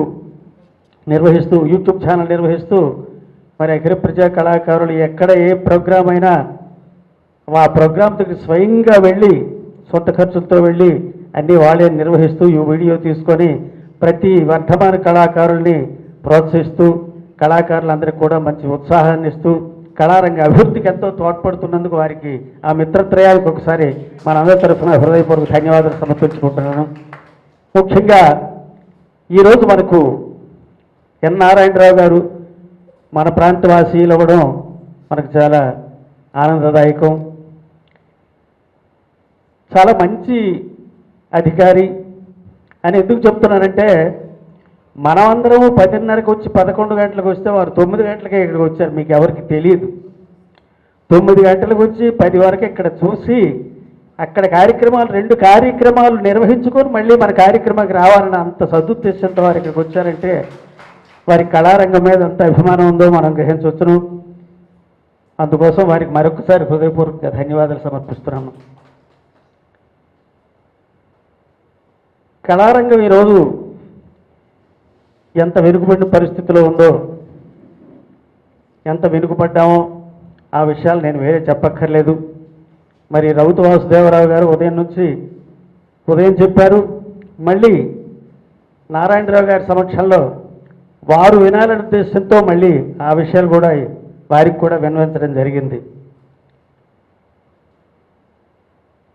నేను సుమారు అభివృద్ధిలోకి వచ్చిన దగ్గర నుంచి, అంటే నాటక రంగంలో అభివృద్ధికి వచ్చిన దగ్గర నుంచి, అంటే నా 20 సంవత్సరాల ప్రాయం నుంచి కూడా ఈ సంస్థల గురించి వింటున్నాను. సంస్థలు ఎన్నో నిర్వహణ చేస్తున్నారు, కానీ ఏ సంస్థ కూడా సక్సెస్ అవ్వలేకపోయింది ఇంతవరకు.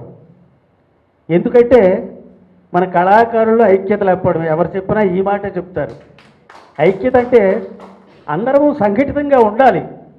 పెద్దలు నలుగురు నిర్వహించినప్పుడు ఆ కార్యక్రమానికి మనం ఏదైనా ఏ రకంగానైనా వెళ్ళాలి, కష్టపడాలి, పరచాలి, సంఘటితపడాలి అనే ఒక ఉద్దేశం రావాలి. మనం అక్కడికి వెళ్తే ఏమిటి ఇస్తారా, అవి ఇస్తారా, ఇవి ఇస్తారా, ఏంటి చేస్తారు అన్న ఆలోచన మాత్రం ఉండకూడదు. దాన్ని నేను మొట్టమొదటే వీరికి చెప్పాను. నేను ఇలాంటి సంఘాలు చాలా చూశాను, గ్రౌండ్ లెవెల్ నుంచి మనం సంఘం చేయాలనే ఉద్దేశంతో. అయితే ఈ సంఘాలన్నిటికంటే ఈవేళ బాగా నిలబడిన సంఘం, ఇప్పటికి చేస్తున్న సంఘం ఒక అఖిల ప్రజా కళాకారుల సంఘం అనే నేను రూఢిగా చెప్పగలను. ఎందుకంటే వారికి చేతనే సహాయ సహకారాలు అందిస్తున్నారు. అన్నీ చెప్పారు, మళ్ళీ నేను చెప్పడం అనవసరం. అదే వరద బాధితుల కోసం ఒంగోలు ప్రాంతం వెళ్ళి అక్కడికి నాటకం ఆడటం, అక్కడ ఆర్థిక సహాయం మనం చేసామంటే ఏ రాష్ట్రంలో ఏ సంఘం ఏ కళాకారులు ఎవరూ చేయలేదు. అంత పని చేసాం. తర్వాత కార్డుల గురించి కూడా, ఐడెంటిటీ కార్డుల గురించి కూడా చాలా ప్రయత్నాలు చేసి చాలామందికి కార్డులు అందాయి. ఇంకా అందవలసిన వారికి కూడా అందే ఏర్పాటు కూడా చేస్తారు. అయితే ఇలాంటి సందర్భంలో మనం ప్రభుత్వం వారి చేత ఏ సహాయ సహకారాలు పొందాలంటే మనకి గుర్తింపు ఉండాలి. మనం అక్కడికి వెళ్ళిన తర్వాత మన రాష్ట్రంలో ఎంతమంది కళాకారులు ఉన్నారండి అని ఒక్క మాట వారు అడిగితే మన దగ్గర సమాధానం లేదు. ఇది నిజమా అబద్ధమా? నిజమే. ఏదో అంచనా ఒక 10 లక్షలు ఉంటారండి, 20 లక్షలు ఉంటారండి అనే కానీ మనం ఇంతమంది మనం చెప్పలేము. ఇంతమంది మేము కళాకారులు ఉన్నాము అని వారి దృష్టికి వెళ్ళాలంటే ఈ గ్రౌండ్ లెవెల్ నుంచి మనం వర్క్ తెచ్చి ఏ సంఘంలో ఎంతమంది సభ్యులు ఉన్నారు ఇదంతా చేస్తే మనకి లెక్క తిరిగిపోద్ది. అప్పుడు ఒక 10 లక్షల మంది కళాకారులు ఉన్నారంటే ప్రభుత్వాలు మనం చెప్పినట్టు ఎందుకు చెయ్యవు? కళాకారులంటే ఎందుకు అసలు హీన స్థితిలో వారు చూస్తున్నారు ప్రభుత్వం వారు? కళాకారులంటే కనీసం గుర్తింపు లేదు.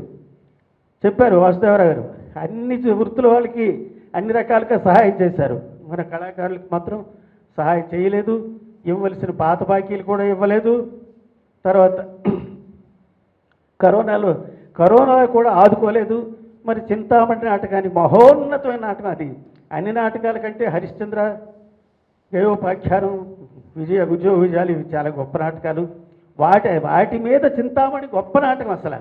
ఎందుకంటే దాని మీద సామాజికంగా సమాజానికి ఒక మేలు చేయాలని, సమాజానికి ఒక మార్గదర్శనం చేయాలనే ఉద్దేశంతో కాళ్ళకూరు నారాయణరావు గారు మహాకవి వారు రాసిన మహా గొప్ప నాటకం. అందులో ప్రతి పాత్రలో ప్రతి పద్యము మనం విమర్శిస్తే ప్రతి పద్యానికి కూడా చాలా గూఢార్థం ఉంది, ప్రతి వేషానికి చాలా మంచి భావం ఉంది. అంత గొప్ప నాటకం. అలాంటి నాటకాన్ని బ్యాన్ చేసింది ప్రభుత్వం అంటే ఇంకా కళాకారులకు అంతకంటే హీనస్థితి ఏముంటుంది చేయగలిగారంటే. అందుకు ఆ గుర్తింపు తెచ్చుకోవాలంటే మనం ఈ పని చెయ్యాలి. అయితే కళారంగం ఈ రోజుల్లో చాలా వెనుకబడుతున్న సంగతి మనకు అందరికీ తెలిసిన విషయం, అందరూ ఒప్పుకోవాల్సిన విషయం. అది వెనుకబడకుండా ఉండాలి అంటే కళాకారుడికి ఒక భరోసా కావాలి. మావాడు కళాకారుడైతే బ్రతకగలడు అని భరోసా కావాలి. ఇంతవరకు ఆ భరోసా ఉండేది. ఎంతవరకు అంటే ఇప్పుడు ఒక 20 సంవత్సరాల క్రితం వరకు కళాకారుడు తనంతట తాను బ్రతకగలడు అని ఒక భరోసా ఉండేది. ఈ 20 సంవత్సరాలు 30 సంవత్సరాల లోపు మాత్రం చాలా హీన స్థితిలోకి వచ్చింది. ఈ స్థితిలోకి వచ్చిందంటే కళాకారుడు భరోసా ఎలా కావాలంటే కళాకారుడు అయితే బ్రతకగలడు అనే ఒక కావాలి. ప్రస్తుతం దానికి ఏమిటంటే గవర్నమెంట్ కొన్ని పనులు చేయాలి. మనకి రిజర్వేషన్ సౌకర్యం కావాలి, అన్ని విషయాల్లో రిజర్వేషన్ సౌకర్యం.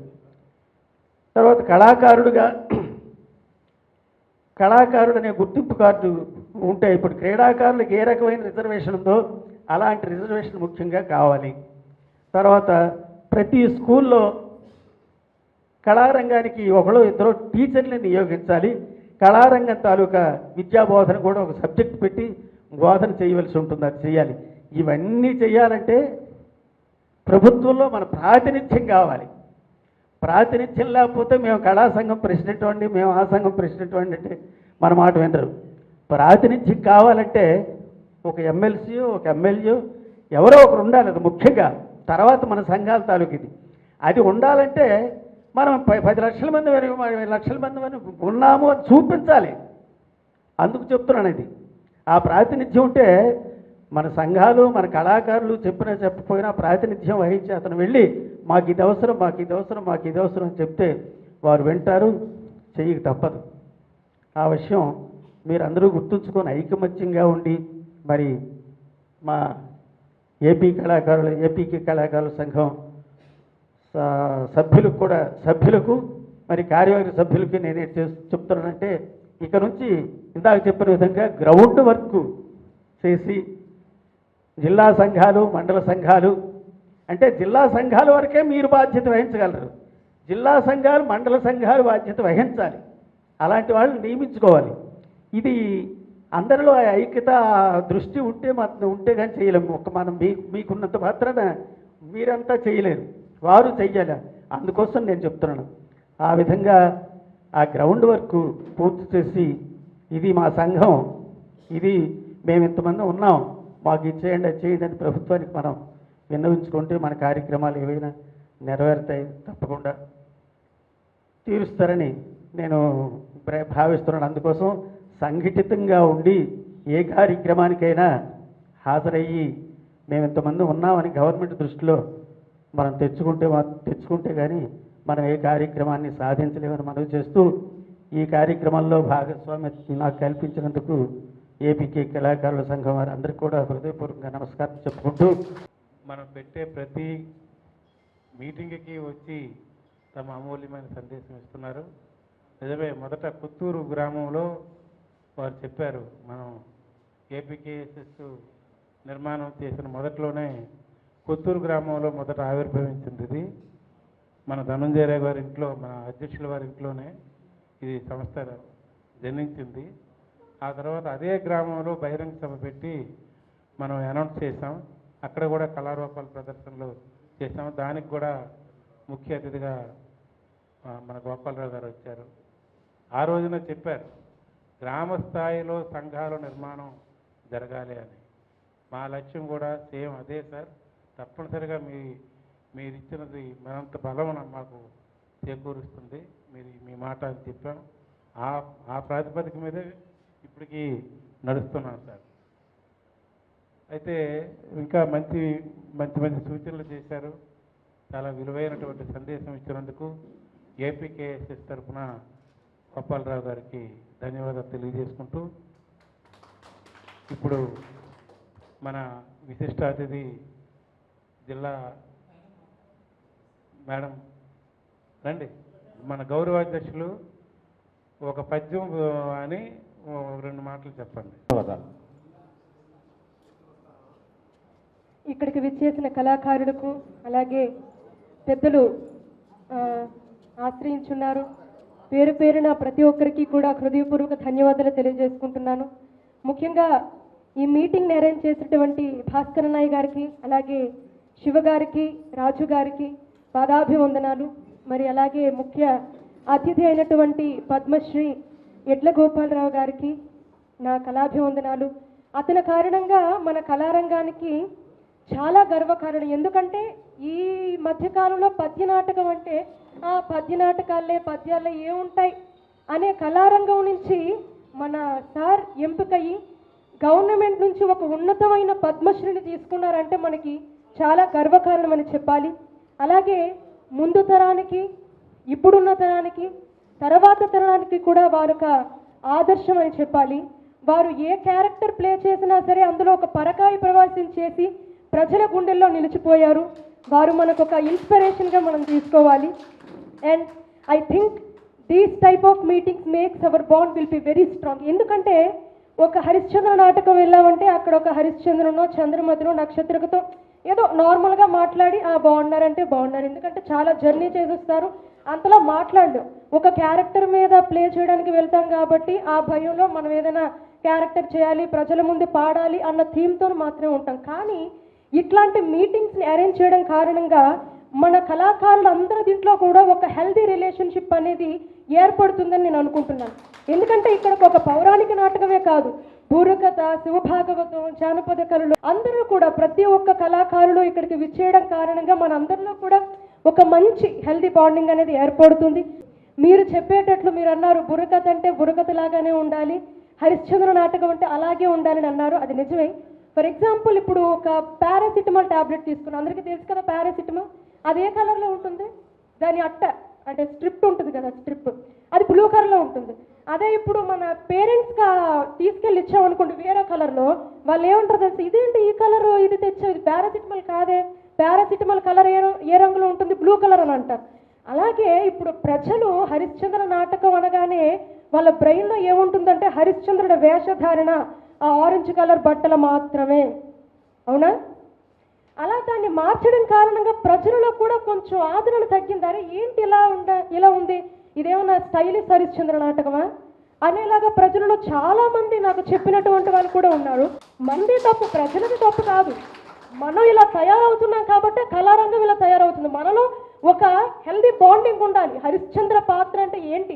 భార్య నమ్ముకున్నాడు, కొడుకును దూరం చేసుకున్నాడు, అంత ఆస్తిపరుడు కూడా కడచాతి వాడి దగ్గరికి వెళ్తున్నాడంటే అతని బాధను చూపించాలి, కానీ అక్కడ స్టైల్ చూపిస్తే ఇంకా ఏ కళాభిమానం చూస్తాడండి కళారంగాన్ని? చెప్పండి. మనం అది కూడా అంతా అర్థం చేసుకొని మన కళారంగాన్ని ముందుకు నడిపించాలని మనస్ఫూర్తిగా కోరుకుంటున్నాను. ఇలాగే మన కళారంగాన్ని మనం కాసి కాపాడుకోవాలి. Last but not the least, కళాభిమానులకి ఎక్కడికి వెళ్ళినా సరే మనం తలచాలి. కాబట్టి ఎవరైతే మన కళాభిమానులు ఉన్నారో, కళారంగాన్ని ఆదరించే కళాభిమానులు ఎవరైతే ఉన్నారో వారందరికీ కూడా నా హృదయపూర్వక ధన్యవాదాలు తెలియజేసుకుంటున్నాను. అలాగే యూత్ కూడా కొంతమంది వస్తున్నారు ఈ మధ్య, నేను చూస్తున్నాను, అండ్ అది కూడా మనకి చాలా గర్వకారణం. And thank you so much for giving this golden opportunity to me. ఏదైనా తప్పులుగా మాట్లాడుంటే పెద్దవారందరూ క్షమించవలసిందిగా కోరుతున్నా. Thank you. ఉమ్మడి శ్రీకాకుళం జిల్లా వేదికని అలంకరించినటువంటి మన ముఖ్య అతిథి గారు ఎన్ నారాయణరావు గారికి, అలాగే మన విశిష్ట అతిథి మా నాన్నగారు ఎడ్ల గోపాలరావు గారికి, పద్మశ్రీ ఎడ్ల గోపాలరావు గారికి, అలాగే మా అఖిల ప్రజా కళాకారుల సంక్షేమ సంఘం అధ్యక్షులు ద్వారపురెడ్డి ధనంజయరావు గారికి, అలాగే ప్రధాన కార్యదర్శి రౌతు వాసుదేవరావు గారికి, అలాగే సకల కళాకారుల ఆత్మీయ సమ్మేళనం. ఆత్మీయంగా ఎంతమందిని కొలుసుకున్నాం ఈరోజు. ఇప్పుడు ఎన్నాళ్ళయిందో అందరిని చూసి. అన్ని రంగాల కళాకారుల్ని కొలుసుకోవడం అన్నది ఈరోజు ఎంతో ఆనందంగా ఉంది. ప్రతి ఒక్కరిని చూసుకుంటూ పలకరించుకుంటూ కళాకారులు అందరూ మీరు బాగున్నారా, మీరు ఎంతో ఆనందకరం అనమాట ఇది. ఇలాంటి మీటింగులు అప్పుడప్పుడు జరుగుతుంటేనే ఎవరెవరు ఎక్కడ ఉన్నారు, ఎలా ఉన్నారు, ఏంటి మన కష్ట సుఖాలన్నీ మాట్లాడుకోవడానికి, మనము గవర్నమెంట్కి మన ఏ విషయమైనా మనం చెప్పాలంటే మనం అందరం కలుసుకుంటే కదా ఏ సమస్యలు ఉన్నాయో మనకు తెలుస్తుంది. అలాంటి దానికోసమే మేము ఈ కార్యక్రమం ఏర్పాటు చేసినందుకు మా తమ్ముడు ఒక్క మాటకి ఫోన్ చేసి చెప్పినందుకు, భాస్కర్ తమ్ముడు ఫోన్ చేసి చెప్పినందుకు ఎవరికి దగ్గరికి వెళ్ళి ఎవరికి కార్డులు కానీ ఇన్విటేషన్ కానీ ఇవ్వలేదండి. ఒక్క మాటతో ఒక్క ఫోన్తో వచ్చారు మీ కళాకారులు అందరూ కూడా, మన కళాకారులు. మా భాస్కర్ తమ్ముడు అంటే అందరికీ అంత గౌరవం ఉంది, అంత విలువ ఉంది. మా భాస్కర్ తమ్ముడు ప్రతి ఒక్క కళాకారుని తాలూకా వాళ్ళ ప్రదర్శనని ఆ యూట్యూబ్ ఛానల్లో, ఏపీకేఎస్ఎస్ యూట్యూబ్ ఛానల్లో ప్రచారం చేయడం మా తమ్ముడికి అందరూ, మా తమ్ముడు మాట ఎవరు కొట్టలేరు, అంత అభిమానం ఏర్పడిపోయింది మా తమ్ముడికి. మా తమ్ముడి మీద అంత నమ్మకం ప్రతి ఒక్కరు కూడా. ఇప్పుడు ప్రతి ఒక్క కళాకారులు, ఇప్పుడు ఉన్న అందరు కళాకారులు, ముఖ్యంగా ఈ మధ్య జానపద కళాకారులు, శివభాగవతం కానివ్వండి, బుర్రకథ కానివ్వండి, పౌరాణికం ఒక పక్కన పెడితే నిజంగా మీవే ఎక్కువ పెడుతున్నారు. మేము ఇందాక మీరు అందరూ బాధపడుతున్నారు, మేము చిన్న కళాకారులము, మేము బుర్రకథ ఆర్టిస్టులము. అందరము ఒకటే, అందరము కళాకారులమే, చిన్న పెద్దని లేదు, అందరము ఒకటే. అన్ని రంగాల కళాకారుల తాలూకా ప్రదర్శన చూపించడమే మా ఏపీకేఎస్ఎస్ యూట్యూబ్ లక్ష్యం. అందరు కళాకారులు బాగుండాలి, అందరూ బాగుండాలి, అందులో మనం ఉండాలి, అంతే మా లక్ష్యం. అదే మా తాలూకా ఇది కూడా, మా నినాదం కూడా అంతే. ఇప్పుడు మా సంఘం ఏర్పడ్డ కారణం మేము అందరం కూడా ఒక మంచి లక్ష్యంతో. ఇప్పుడు చెప్పారు నాన్నగారు, ఎంతోమంది ఎన్నో సంఘాలు ఉన్నాయి, ఎవ్వరు కూడా ఒక ఇది లేదు, విసిగిపోయారు ఈ సంఘాల మీద.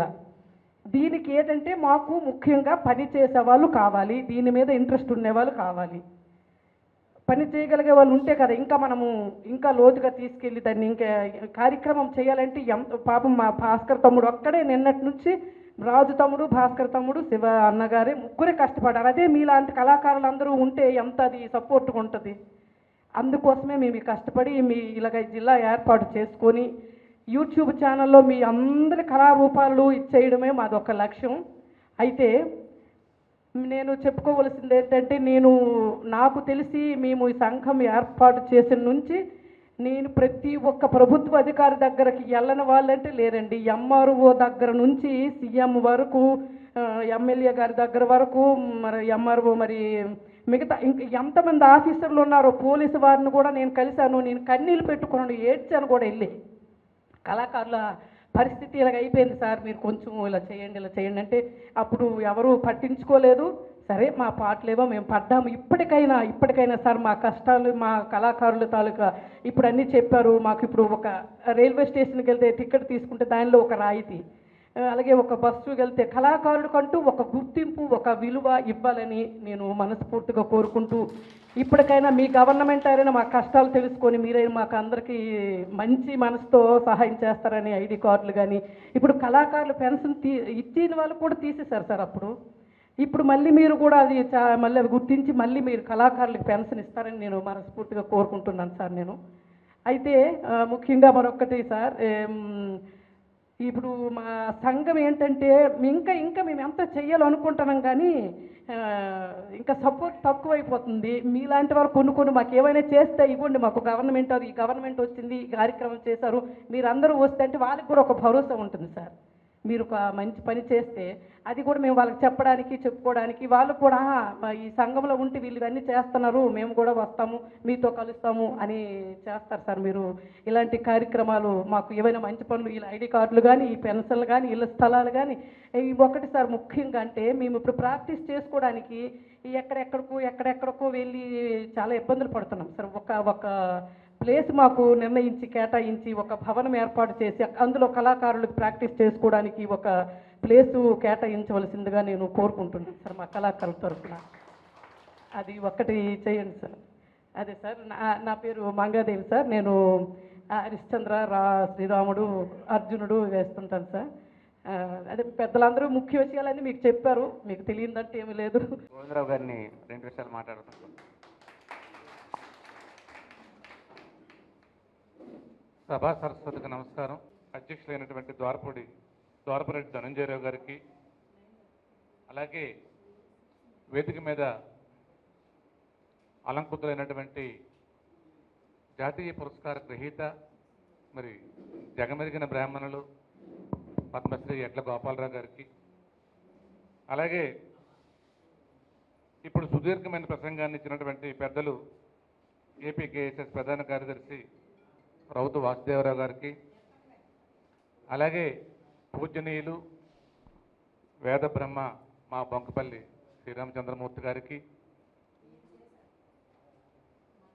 మరి చీమకుర్తి కళాపేట సంఘ అధ్యక్షులైనటువంటి మాస్టర్ గారికి, మరి ఎదిగిన కొద్దీ ఒదిగే మనిషి, స్టీల్ ప్లాంటు విశ్రాంత ఉద్యోగులు, ఏపీకేఎస్ఎస్ రాష్ట్ర కోశాధికారి, మరి ఈ నాటక పద్యరంగ విశ్లేషకులు గురుతుల్యులు మొగల వెంకటరమణ గారికి, అలాగే ఏపీకేఎస్ఎస్ రాష్ట్ర కార్యదర్శి గంటా సూర్యనారాయణ గారికి, మరి కళామతల్లి ముద్దుబిడ్డ మన అందరి ఉక్కు మహిళ సోదరిమణి కె మంగాదేవి గారికి, మరి నెల రోజుల్లో 25 రోజులు నిరాటంకంగా ప్రదర్శనలు చేసే వేదిక ముందున్న కళాకారులు చాలామంది ఉన్నారు. మీరందరికీ కూడా పేరున ఆ కళామతల్లి తరపున, సరస్వతి తరపున హృదయపూర్వక నమస్కారాలు తెలియజేసుకుంటూ, ఈరోజు నాకు ఇది సువర్ణ అవకాశం. నేను చాలాసార్లు యూట్యూబుల్లో ఈ ఏపీ కేఎస్ఎస్ తాలూకా సమావేశాలు కానీ, వారి విధి విధానాలు కానీ యూట్యూబ్లో చూడటమే జరిగింది. ఈరోజు ఇంతటి పెద్దల సరసన నాకు వేదిక మీదగా కూర్చొనే అవకాశాన్ని కల్పించి ఇందులో నన్ను భాగస్వాములు చేసినందుకు గాను మరొకసారి మా భాస్కర్ గారికి, మా రాజు గారికి, అలాగే మా హరిబాబు గారికి, ఈ కార్యక్రమ నిర్వాహకులు మా మిమిక్రీ శివ గారికి, వీళ్ళందరికీ కూడా మరొకసారి ధన్యవాదాలు తెలుపుకుంటూ, ఇప్పుడు చాలా సంఘాలు ఉన్నాయి ఈ రాష్ట్రాల్లో, ఈ దేశాల్లో. కుల సంఘాలు ఉన్నాయి, విద్యార్థి సంఘాలు ఉన్నాయి, ఉద్యోగ సంఘాలు ఉన్నాయి, రాజకీయ సంఘాలు ఉన్నాయి, ఇంకా అనేక రకాలైన సంఘాలు ఉన్నాయి. ఈ సంఘాలన్నీ కూడా వాళ్ళ యొక్క అభిప్రాయం మేరకు పెట్టుబడులతో నడుపుతున్నటువంటి సంఘాలు. వాటికి పెట్టుబడులు కూడా డోకా లేదు. కానీ ఈ కళా సంఘాలు నడవడం అన్నది చాలా కష్టతరమైనటువంటి పని. ఎందుకంటే కళాకారుల్లో ఒక 10% మంది మాత్రమే ఉన్నతమైనటువంటి కళాకారులు, ధనాధికులు ఉంటారు తెప్పించుకొని మిగతా 90% మంది అట్టడుగు స్థాయిని ఉన్నవాళ్ళే. ఎంత అట్టడుగు స్థాయి అంటే మనకు వచ్చినటువంటి విపత్కర పరిస్థితులు, కరోనా ప్రభావం లాంటి పరిస్థితుల్లో తిండికి నోచుకొని చనిపోయే కళాకారులు కూడా చాలామంది ఉన్నారు. అటువంటి తరుణంలో ఈ 90% మంది కళాకారుల్ని ఈ 10% మంది ముందుకు తీసుకెళ్ళగలిగితేనే మన ఈ కళారంగం యొక్క ఆశలు నెరవేరుతాయి అన్నది నా యొక్క వాచ. ఎందుకంటే ఈ 10 మంది 90 మందిని పోషిస్తారన్నది కాదు. ఇటువంటి కార్యక్రమాలు ఏర్పాటు చేసి, సంఘాలుగా ఏర్పాటు చేసి, ఇప్పుడు చాలా కళాకారులు జిల్లా స్థాయి కళా సమాఖ్యలు, మండల స్థాయి కళా సమాఖ్యలు, గ్రామ స్థాయి కళా సమాఖ్యలు ఏర్పాటు జరుగుతున్నాయి. పేద కళాలకు తోచిన విధంగా 1000, 100 మనం ఆర్థిక సహాయాన్ని అందిస్తున్నాం. ఇక ప్రభుత్వాలు కూడా కొన్నాళ్ళ పాటు కళాకారులు పింఛను ఇచ్చేది. ఇప్పుడున్నటువంటి పరిస్థితుల్లో రాజకీయ ప్రలోభాలకి, వాళ్ళ ఔన్నత్యానికి ఏదో సాధించాలి, గద్దెనెక్కాలి, దోచుకోవాలి అనే ఒక ఆలోచనతో పరిపాలన కొనసాగిస్తున్నారో తెప్పించుకొని ఏ ప్రభుత్వం అవనివ్వండి, ఏ సంక్షేమాన్ని మనం ప్రజలకు అందజేస్తే బాగుంటుంది, తద్వారా వాళ్ళకి మేలు చేకూరుతుంది అన్న ఆలోచన విధానం ఉండే నాయకత్వాలు ప్రస్తుతానికి కరువైపోయాయి. ఇప్పుడు పెద్దలు ఆయన చెప్పినట్టు వారికి కూడా, ఈ చట్టసభల్లో ఉన్న వారికి కూడా ఈ కళ పట్ల, ఈ కళాకారుల పట్ల ఎంతో కొంత అవగాహన ఉన్నవాళ్ళు ఆ చట్టసభల్లో ఉంటే ఇది సఫలీకృతం అవుతుంది. కానీ ఆ పరిస్థితి ఇప్పుడు లేదు. ఇప్పుడు శాఖామాత్యులే ఆ శాఖకు సంబంధించిన కాని వారు, అందులో పరిజ్ఞానం లేని వారు శాఖామాత్యులుగా ఉండడం, ఏదో ఆ 5 సంవత్సరాల్లో పబ్బం కట్టించడం జరుగుతుంది. కానీ నా ఉద్దేశం ఏంటంటే ఇది చట్టసభల్లోకి వెళ్ళాలి. పూర్వం ఏంటంటే పాఠ్యాంశంలో పద్యభాగాలు ఉండేవి. ఈ యొక్క సంస్కృతిని బతికించే ఈ సాంప్రదాయపరమైనటువంటి రామాయణ, మహాభారత, భాగవతాలను కూడా నానిటేల్లో ఉండేవి. తెలుగు మాస్టర్లు కొంతమంది కూడా నాకు తెలుసు. కానీ ఈరోజు ఆ పరిస్థితి లేదు. ఈ పద్యభాగాలు లేవు, ఆ నానిటేళ్ళు లేవు, విషయ పరిజ్ఞానం తెలుసుకునే విద్యార్థి లేడు. ఇది పాఠ్యాంశంగా వెళ్ళాలి. సంగీత కళాశాలలు ఎక్కడెక్కడో ఉన్నాయి, అందుబాటులో లేవు. కానీ ప్రతి పాఠశాలలో ఒక సంగీతానికి సంబంధించినటువంటి, ఈ పద్యభాగానికి సంబంధించినటువంటి ఒక పీరియడ్ని పెట్టే పరిస్థితి విద్యాశాఖ వాళ్ళకి అవగాహనతో కూడినటువంటి విద్యాశాఖ అమాత్యులు దీన్ని నెలకొల్పాలనుకుంటే చట్టసభల్లో దీని గురించి తెలిసే వ్యక్తి ఖచ్చితంగా ఉండాలి.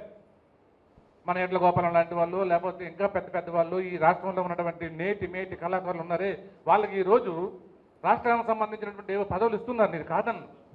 వాళ్ళు మెడలో వంచి ప్రభుత్వానికి దీన్ని దృష్టిలో పెట్టి దీన్ని పాఠ్యాంశంగా మార్చిన రోజు 1వ తరగతి స్టూడెంట్ దగ్గర నుంచి పాఠము, ఈ నటన నేర్చుకుంటే ఇటువంటి ముందున్నటువంటి వేదిక మీద ఉన్నటువంటి కళాకారుల యొక్క కళారూపాలు చూడగలిగే ఓపిక, ఆలోచన వాళ్ళకు ఉంటుంది. తద్వారా వాళ్ళ కళాకారులు అవడానికి కూడా అవకాశం ఉంటుంది. ఈ సంస్కృతిని బతికించే ఆలోచన ఉంటుంది.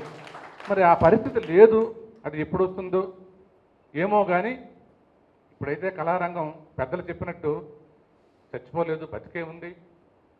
దానికి నిదర్శనం ఈ ముందున్న కళాకారులు కానీ చాలా పెద్దవాళ్ళు ఉన్నారు ఇక్కడ. వాళ్ళ నాటకం అంటూ ఉంటుంది. మంగాదేవి గారు, గోపాలం గారు, భవానీ గారు ఈ హరిశ్చంద్ర నాటకాన్ని వేస్తారనుకుంటే ఖచ్చితంగా 1000 మందే వస్తారు. అయితే మిగతా వాళ్ళు తక్కువ నేను అన్ను. అలాగే జానపద కళారూపంలో మా గౌరీ గారు, లేకపోతే ఇంకా చాలామంది బుర్రకథ కళాకారులు వీళ్ళందరూ ఉన్నారు. అశ్లీలత లేకుండా ప్రదర్శించిన రోజు, దాన్ని తీసుకెళ్లే తీరుని ప్రదర్శించే రోజు ఖచ్చితంగా వినేవాళ్ళు తెల్లవాళ్ళు ఉంటారు. నా యొక్క చిన్న విజ్ఞాపన ఏంటంటే, పెద్ద కళాకారులు 10 మంది, చిన్న కళాకారులు 90 మంది ఉన్నారే, ఆ 90 మందిని బతికించే విధానం నాకు తోచిన విధంగా చెప్తున్నాను. పెద్దలు అన్నిగా భావించకండి. ఈ 10 మంది కళాకారులు పెద్దలు ఉంటే కొన్ని 1000 మంది వస్తారు. వాళ్ళు ఖచ్చితంగా సంవత్సరంలో కొన్ని నెలల పాటు తీరుబాటు లేకుండా కార్యక్రమాలు జరుగుతాయి. ఈరోజు వినాయక చవితి ప్రోగ్రాలు తగ్గుతున్నాయంటే కొంత లోపము, ప్రకృతి లోపం కూడా కొంత ఉందండి. మేము 10 రోజులు 10 ప్రోగ్రాలు వేయించేవాళ్ళం మా ఊర్లో. కానీ ఆ టైంలోనే వర్షాభావము, తుఫాన్లు రావడం వల్ల ఇంత పెద్ద కళాకారులను తీసుకొచ్చి ఇన్ని వేల రూపాయలు మనం వెచ్చించి ఆ ప్రోగ్రాం ఫెయిల్ అయితే ఏమవుతుందో, ఈ సీజన్ కాపేద్దాంలో రేపు దసరాకు పెట్టుకుందో అనవద్దు చాలామంది ఉన్నారు. అయితే నేనేమంటానంటే ఈ 10 మంది కళాకారులు పెద్దలు మీకు ఖచ్చితంగా అవకాశాలు ఎక్కువ ఉంటాయి. ఇప్పుడు త్రూఅవుట్ మా శ్రీనివాసరాజు, బూర్తి శ్రీనివాసరాజు లాగా అదేది దర్బార్ సీన్ దగ్గర నుంచి కాటి సీన్ వరకు కూడా ఒకే హరిశ్చంద్రుడు ఉండే పరిస్థితి ఈరోజు లేదు. 4 హరిశ్చంద్రులు, 4 చంద్రమతులు, 4 నక్షత్రకులు ఈరోజు ఉంటే కానీ ఆ నాటకాన్ని తెల్లవాళ్ళు చూసే పరిస్థితి లేదు. ఎందుకంటే వీళ్ళ పని అయింది, మీ వెనకత్ర ఉన్న వాళ్ళు ఏ రకంగా పాడుతారో, ఇంకెలా నటిస్తారు అనేది చూసే రోజులు. అదే ఒకే ఒకళ్ళు పెట్టాం అనుకోండి, ఈయన చాలా బాగా పాడారు, ఇదే కదా పాడుతారు, వెళ్తాం పదరాన్ని లీసిపోయే వాళ్ళు సగం మంది ఉంటారు. అయితే ఈ నలుగురేసి నానుడు ఎప్పుడైతే వచ్చిందో మీరు ఎలానో ఉంటారు పెద్దలు. మీతో పాటు మీకు తెలిసినటువంటి గాత్ర సౌలభ్యం ఉన్నటువంటి ఈ జిల్లాల్లో, ఈ ఉభయ జిల్లాల్లో, ఈ ఉత్తరాంధ్రలో చాలా మంచి కళాకారులు, పేద కళాకారులు, చాలా బాగా పాడినటువంటి వాళ్ళు మీ దృష్టిలో లేకపోలేదు. మీ ట్రూప్లో వాళ్ళని ఆ రోజు ఒక అవకాశాన్ని ఇస్తే మనం 1000 రూపాయలు 540 పెన్షన్ ఇచ్చే కంటే ఆ రోజు 2000, 3000 మీతో పాటు వాళ్ళని తీసుకెళ్తే ఆ పరిచయ కార్యక్రమం ఏర్పడుతుంది, వాళ్ళకి ఆ రోజు పబ్బమ్మ కొడుతుంది. అలా కొంతమందిని పేద కళాకారులు మీతో పాటు చొచ్చించుకుపోయి మీకు అవకాశం ఉన్న టైంలో, ఎందుకంటే త్రూఅవుట్ కాదు కాబట్టి మీరు ఎలాగా ఉంటారు కాబట్టి మీతో పాటు వాళ్ళని కూడా ఒక అవకాశం ఇచ్చి వెలుగులో తీసుకొచ్చిన వాళ్ళు అవుతారని నా విజ్ఞాపన. అంతకుమించి మరొక ఉద్దేశం కాదు. కాబట్టి మరి నాకు తోచిన విధంగా నేనైతే ఈ కళాపీఠాల్లాగా మండల స్థాయిలో నేను నడపలేకపోయినప్పుడు కూడాను నేను ఒక కాశీ విశ్వేశ్వర దేవాలయం నిర్మించి నేటికి 8 సంవత్సరాలు అయింది. ఆ శివకేశ్వర క్షేత్రంలో 8 సంవత్సరాలు వార్షికోత్సవంలో ఈ జిల్లాకు సంబంధించి, ఉత్తరాంధ్రకు సంబంధించి, ఇంతకుముందు అయితే శ్రీకాకుళం జిల్లా, ఇప్పుడు ఉభయ జిల్లాలు అయిపోయింది. ఈ ఉభయ జిల్లాల నుంచి నాది ఒక ఆలోచన, మన జిల్లాలో ఉన్న కళాకారులు ఇంకెక్కడ లేరండి. ఇప్పుడు పెద్దలు ఎట్ల గోపాలం గారు మనసులో మాట చెప్పినట్టు మనం వాళ్ళని గౌరవించుకోలేము. ఎక్కడ గౌరవం వస్తారు వాళ్ళు వచ్చిన తర్వాత. నాకైతే మరి వాళ్ళ పేర్లు చెప్పను కానీ కొన్ని సీన్లు చూస్తున్నాను. దక్షిణాది నుంచి వచ్చే వాళ్ళని హార్మోనియం శివుడు తెప్పించి వాళ్ళ నోట్లో నుంచి ఏ మాట వస్తుందో, ఏం పదాలు పాడుతున్నారో నాకు ఒక్కరోజు కూడా నాకు అర్థమయ్యే పరిస్థితి లేదు. కానీ మరి తప్పదు, వాళ్ళకి 1000 రూపాయలు ఇచ్చి వాళ్ళు తెస్తే కానీ పేపర్ మీద వాళ్ళ పేరు కనిపిస్తే కానీ 10 మంది ఇక్కడ కనిపించరు. అంతకుమించిన పాడిన వాళ్ళు మన జిల్లాలో ఉన్నారు. కానీ మనం ప్రోత్సహించుకోవాలి. ఆ పరిస్థితి దాపరించట్లేదు. ఇంకా దానికి అలవాటు పడాలి. నేనైతే మాత్రం మనం ఉభయ జిల్లాల నుంచే నాటకాన్ని ఏర్పాటు చేయాలని, ప్రతి సంవత్సరం ఒక కళాకారుడికి సన్మానం చేయాలనే ఒక ఆలోచనతో ఉన్నాను. అందులో భాగంగా ఒక 4 సంవత్సరాలుగా అది జరుగుతుంది. మరి పెద్దలు ఆయనకి పద్మశ్రీ అవార్డు రాకముందే మొట్టమొదటిసారి ఆయనతోటే ప్రారంభించి చిరు సత్కారం గౌరవనీయులు పద్మశ్రీ ఎట్ల గోపాలం గారు చేసిన తర్వాత, ఆ తర్వాత కొంచెం దాసుబాబు గారికి, మన భారతదేశం గారికి, మన హరిశ్చంద్రులు లింగమూర్తి గారికి, అలాగే నిన్ననేమో మా మోహనేశ్వరికి ఇలా జరపడం జరిగింది. అలాగే ప్రతి సంవత్సరం వార్షికోత్సవం కూడా ఒక ఆలోచన ఉంది. దానికి మీరందరూ సహకరిస్తే చేస్తాను. ఇంతవరకు సహకరిస్తున్నారు కూడా. మంగాదేవి లాంటి పెద్ద ఆర్టిస్టులు, పెద్దలు గోపాలం లాంటి గారు ఆర్టిస్టులు మమ్మల్ని మన్నించి వచ్చి మరి కొన్ని 100 మందికి వాళ్ళ ప్రదర్శన ఇచ్చి నా గ్రామానికి ఒక పేరు ప్రఖ్యాతులు తెచ్చిపెట్టే విధంగా నాకు సహకరించినందుకు మరొకసారి ధన్యవాదాలు తెలుపుకుంటూ, ఇంకో ముఖ్యం ఏంటంటే భవానీ ఇప్పుడు మేటి నటుల్లో ఆమె పాప చిరంజీవి ఎంత చక్కగా అభినయిస్తున్నారంటే, నిన్ను చాలా ప్రోగ్రాలు చూశాను. నేను ఆమె కూడా ఒక ప్రోగ్రామ్ వేసాను. కాకపోతే నేను వారణాసి వేయలేదు, కాటిసీని వేసాను కాబట్టి వారణాసి అయిపోయిన వెంటనే వాళ్ళు వెళ్ళిపోయారు వాళ్ళ తండ్రి కూతుర్లు బూర్తిలో. అయితే మొన్నే రొట్టవలసలో కార్యక్రమాన్ని చూశాను. సరే, ఆమెకు ఎలాగూ ఒక స్టేజ్లో ఉన్నారు. కానీ చక్కనైనటువంటి స్పీచ్ ఇచ్చింది. అది చాలా హత్తుకున్నాను నేను. ఎందుకంటే నేటి సమాజానికి యువతకు అవసరం. చక్కగా మాట్లాడింది. ఈ రోజు వరకు కూడా యూట్యూబ్ నేను సేవ్ చేసుకున్నాను. అంటే సమాజంలో ఎంతో కొంత ప్రేరణ కలిగించే మన యొక్క స్పీచ్ కూడా అవసరం. ఆమె పాటతో పాటు చాలా చక్కగా మాట్లాడుతుంది, ఆమె భవిష్యత్తు ఉంది.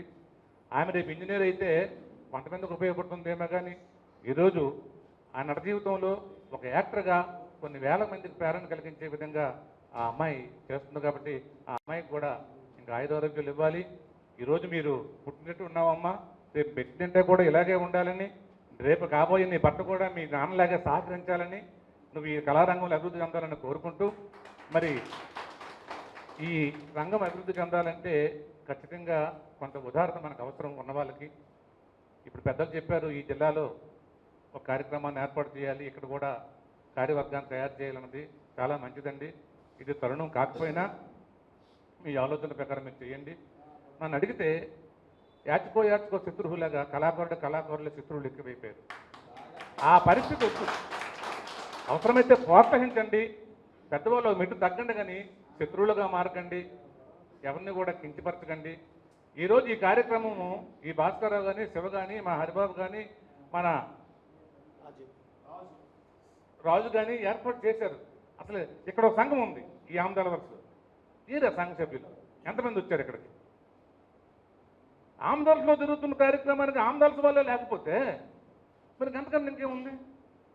ఎక్కడి నుంచో రావక్కర్లేదు. ఎందుకంటే కొన్ని ఆయన ప్రతి ఒక్కరిని భాస్కర్రావు లేకపోతే రాజు శివ పిలలేకపోవచ్చు సమయభావం వల్ల. ఈరోజు అరచేతిలో వైకుంఠం ఉంది మన దగ్గర, తెల్లవారితో యూట్యూబ్లు ఉన్నాయి, ఆన్ చేస్తే ఈ వీళ్ళ కార్యక్రమం ఏంటుంది, ఏ గ్రూప్లో ఏముందని తెలుసుకొని రాగలిగితే గొప్ప. చెప్తే రావడం కాదు, అప్పుడే నీకు కళాదృష్టి ఉన్నట్టు, కళాకారుడుగా నువ్వు ముందుకెళ్తున్నట్టు, కళారూపాన్ని గౌరవించినట్టు. దయచేసి ఇవన్నీ విడనాడండి. ఆయన చేయడం ఏంటి, మీ వెళ్ళడం ఏంటని కాకుండా మనం బతుకుతున్నదే కళ కోసం బతుకుతున్నాం, ఈ సమాజాన్ని బతికిస్తున్నాం, ఈ సంస్కృతిని కాపాడుతున్నాం.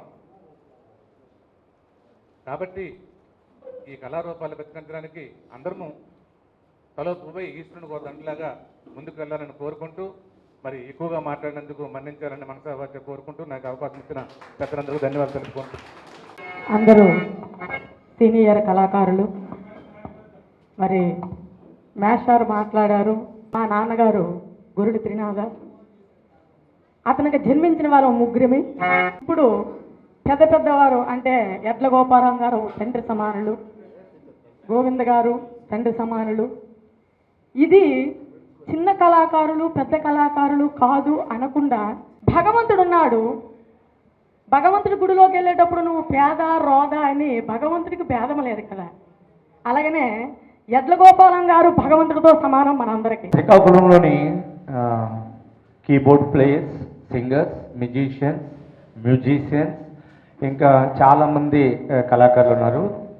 ధర్మాన ప్రసాద్ గారు మినిస్టర్ హయాంలో, వైసీపీ హయాంలో నేను సార్తో మాట్లాడి అప్పుడు టీపీఆర్ గారు రవికుమార్ గారి ఆధ్వర్యంలో స్పాట్లో ఒక 400 మందికి కళాకారులకి గుర్తింపు కార్డులు తేవడంలో నేను కొంత కృషి చేశాను సార్. అందరికీ కళాకారులకి గుర్తింపు కార్డులు అయితే వచ్చాయి. ఆ రోజు మేమైతే హ్యాపీ. ఇంకా మా పరిస్థితి ఏంటంటే కళాకారులని మేము ఈరోజు చాలా తక్కువగా జనాలు వచ్చారు, ఇంకా ఎక్కువ జనాలు రాకపోవడానికి మీ నమ్మకాన్ని కల్పించలేకపోతున్నాం. ప్రభుత్వం మాకు భరోసా ఇస్తుంది అనే నమ్మకాన్ని మేము కల్పించుకోలేకపోతున్నాం. ఎందుకంటే మేము ఎన్నో కార్యక్రమాలు, ఎంతోమంది రాజకీయ నాయకులు, ఎంతోమంది ప్రభుత్వ ఉద్యోగులు, ఎంతోమంది అధికారులు, రాజకీయ నాయకులు, విద్యావేత్తలు వస్తున్నారు, ప్రసంగాలు ఇస్తున్నారు తప్ప మా పని, మా ప్రాబ్లం అయితే మాత్రం సక్సెస్ అవ్వట్లేదు సార్. ఈ విషయంలో మాత్రం 100% వేసుకోవడం. వస్తున్న ఆ రోజు కార్యక్రమానికి వస్తున్నారు తప్ప ఎప్పటి నుంచో మేము అడగలేక రైతులు ఎలాగైతే చచ్చిపోతున్నారో మా కళాకారులు కూడా చాలామంది అలాగే చచ్చిపోతున్నారు సార్. రైతులు పండలేక ఉరేసుకొని ఎలా చచ్చిపోతున్నారో మా కళాకారులు కూడా తినడానికి తిండి లేక అలాగే చచ్చిపోతున్నారు సార్. ఇందాక సార్ మాట్లాడారు, 10% వరకు మాత్రమే తినడానికి తిండి ఉంది, కట్టుకోవడానికి బట్ట ఉంది, ఉండడానికి ఇల్లు ఉంది. మిగతా వాళ్ళకి ఏం లేదు సార్, అసలు ఏం లేదు, జీరో. అది నాకు తెలుసు ఆ విషయం. కానీ ఫంక్షన్స్ మాత్రం నీట్గా తయారై వస్తాం, ఇంటికి వెళ్ళేసరికి ఏముండదు పరిస్థితి. సో అది మేమేమంటున్నాం అంటే మాకు భరోసా కలగాలి అంటే ఏదో ఒక కార్యక్రమం జరిగి తీరాలి సార్. ఇప్పుడు 50 సంవత్సరాలకు పెన్షన్ అంటున్నారు, మాకు ఏం కాదు. మీ బస్సు ఎక్కితే కళాకారులు మీ దగ్గర గుర్తింపు కార్డులో మీకు 10% అంటే చాలు, మాకు అదో హ్యాపీ. ఆ 10 రూపాయలు తగ్గితే చాలు, మాకు ఎందుకో హ్యాపీ. మీ కళాకారు, మా కళాకారుల బతుకులు మేము ఎంత తిన్నా ఏం చేసినా రోడ్డు మీద బతికే తప్ప ఇంట్లో మంచి బతికైతే లేదండి. అలాంటి మహానుభావులకి పద్మశ్రీ అవార్డు మన ప్రధానమంత్రి గారు నరేంద్ర మోడీ గారి చేతుల మీద అందుకున్నటువంటి అంత గొప్ప మహానుభావులు ఉన్నటువంటి ఈ కళారంగంలో మాకు ఒక కళాకారులకి ఎవరున్నారు నిజమైన కళాకారులు వీళ్ళు, మీకు గుర్తింపు కార్డులు ఉన్నాయి, మీరు ఇన్ని ప్రోగ్రామ్ చేశారు, ఇగో మీకు ఒక ఇల్లు, మాకు వెనకాల ఇల్లున్నా మాకు అనవసరం, ఒక మాకు ప్రభుత్వం ఇచ్చిన మా కళాకారుల ద్వారా మాకు వచ్చిన ఇల్లు మాత్రమే మాకు కావాలి. మాకు పెన్షన్ రానియండి, మాకు గవర్నమెంట్ ఉద్యోగాలు ఉండండి, మీ కళాకారుడు కాబట్టి మీకు ఇగో ఈ ప్రతి నెల ఈ 3,000, ఈ ప్రతి నెల ఈ 2,000, ప్రతి నెల 1000, ప్రతి నెల 100, అలా మాకు రాయితీ కావాలని. ఇప్పుడు మేము ఉన్నాం సార్, మా పిల్లల్ని మీ కళాకారులు చేయలేకపోతున్నాం, భయపడుతున్నాం. ఎందుకు వాళ్ళు ఎలా బతుకుతారో, మేమే రోడ్ల మీద బతుకుతున్నాం. రాత్రి 12 వస్తున్నాం, పోలీసులు ఆపుతున్నాం, ఎవరు మీరు, రే ఎవర్రా మీరు సార్, నీ కళాకారుడు. నాకు జరిగింది సార్ ఏదో విషయం, ఆందోళన వలసలో నేను ఎన్నో ప్రోగ్రామ్ చేసుకొని రాత్రి 1:02 వస్తే ఒరే ఆవురా, అప్పట్లో ఎవర్రా నువ్వు, సార్ నా పేరు శివ అండి, నేను mimicry art program mimicry artist, ఇది చెయ్యి, వాయిస్ చెయ్యి, అలాగేనంటే ఇదిగో వాళ్ళమ్మా ఆయన బాబాయ్ అని రోడ్డు మీద చేసిన పరిస్థితులు వచ్చేసారు. మమ్మల్ని మేము నిరూపించుకోవడానికి,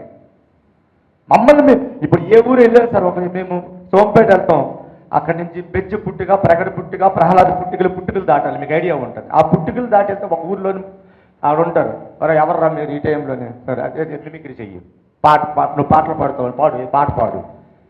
ఇలాంటి సమస్యలు ఉన్నాయి కాబట్టి మేమందరం కూడా కళాకారులకు గుర్తింపు కార్డులు అడుగుతున్నాం.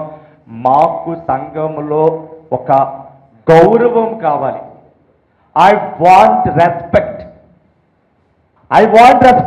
మాకు రెస్పెక్ట్ కావాలి, గౌరవం కావాలి, మా పట్టుకుని రాయితీలు కావాలి. ఏమి పెద్ద కోరికలేదు, కళాకారులు ఎంతమందికి ఇల్లు కట్టిస్తుంది ప్రభుత్వం, ఎంతమంది కళాకారులు ఉండిపోయారండి. మండలానికి తీసుకుంటే సార్ చెప్పినట్టు ఒక గ్రామంలో 20 మందికి 20 ఇల్లు ఇస్తే ఎక్కడ సార్, ఇంత పెద్ద ఇసుక మూటలో ఇంత పిడికుడు రేణుగులతో సమానం మేము.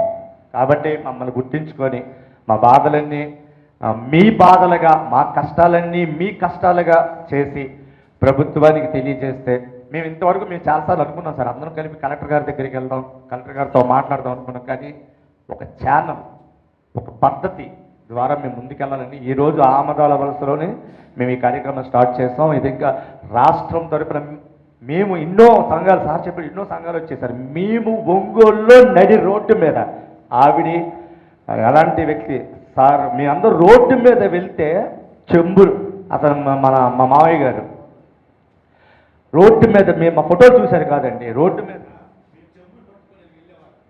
₹2 ఎవరి కోసం, వరద బాధితుల సహాయార్థం కోసం. 3 రోజులు వయసులో ఉన్న పెద్ద మనిషి 3 రోజులు 4 రోజులు మేము అక్కడ వారం రోజులు స్పెండ్ చేసాం సార్. ప్రతి పని మేమే, తుడుచుకునేది మేమే, పడుకునేది మేమంతా మేమే. కానీ ఎవరి కోసం, మేము ఒకరి కోసం కష్టపడుతున్నాం, కానీ మా కోసం ఎవరు కూడా తప్పించట్లేదు అనే ఆ బాధ, నొప్పి అలా ఉండిపోయింది సార్ అక్కడ. కాబట్టి మా బాధను అర్థం చేసుకొని, మా ప్రాబ్లమ్స్ని మీ ప్రాబ్లంగా తీసుకొని మాకు ఏదైనా ఒక చిన్న భరోసా ఒక్కటి కల్పించండి. కళాకారులు పొట్లే పడతారు. ఒక్క భరోసా, కళాకారులకు ఎవరున్నారో గుర్తింపు కార్డు, గవర్నమెంట్ నుంచి ఎవరెవరికి గుర్తింపు కార్డు ఉందో ప్రతి గుర్తింపు కార్డు ఉన్నడికి ఒక ఇల్లు ఇస్తాం. ఆ నిజమైన కళాకారుడిగా మేము సర్టిఫికేట్ తీసుకొస్తాం మేము. కాబట్టి దయచేసి మా కళాకారులను అర్థం చేసుకొని కళాకారులందరూ శిరస్సు ఉంచి పాదాభివందనాలు చేస్తూ థ్యాంక్ యూ వెరీ మచ్.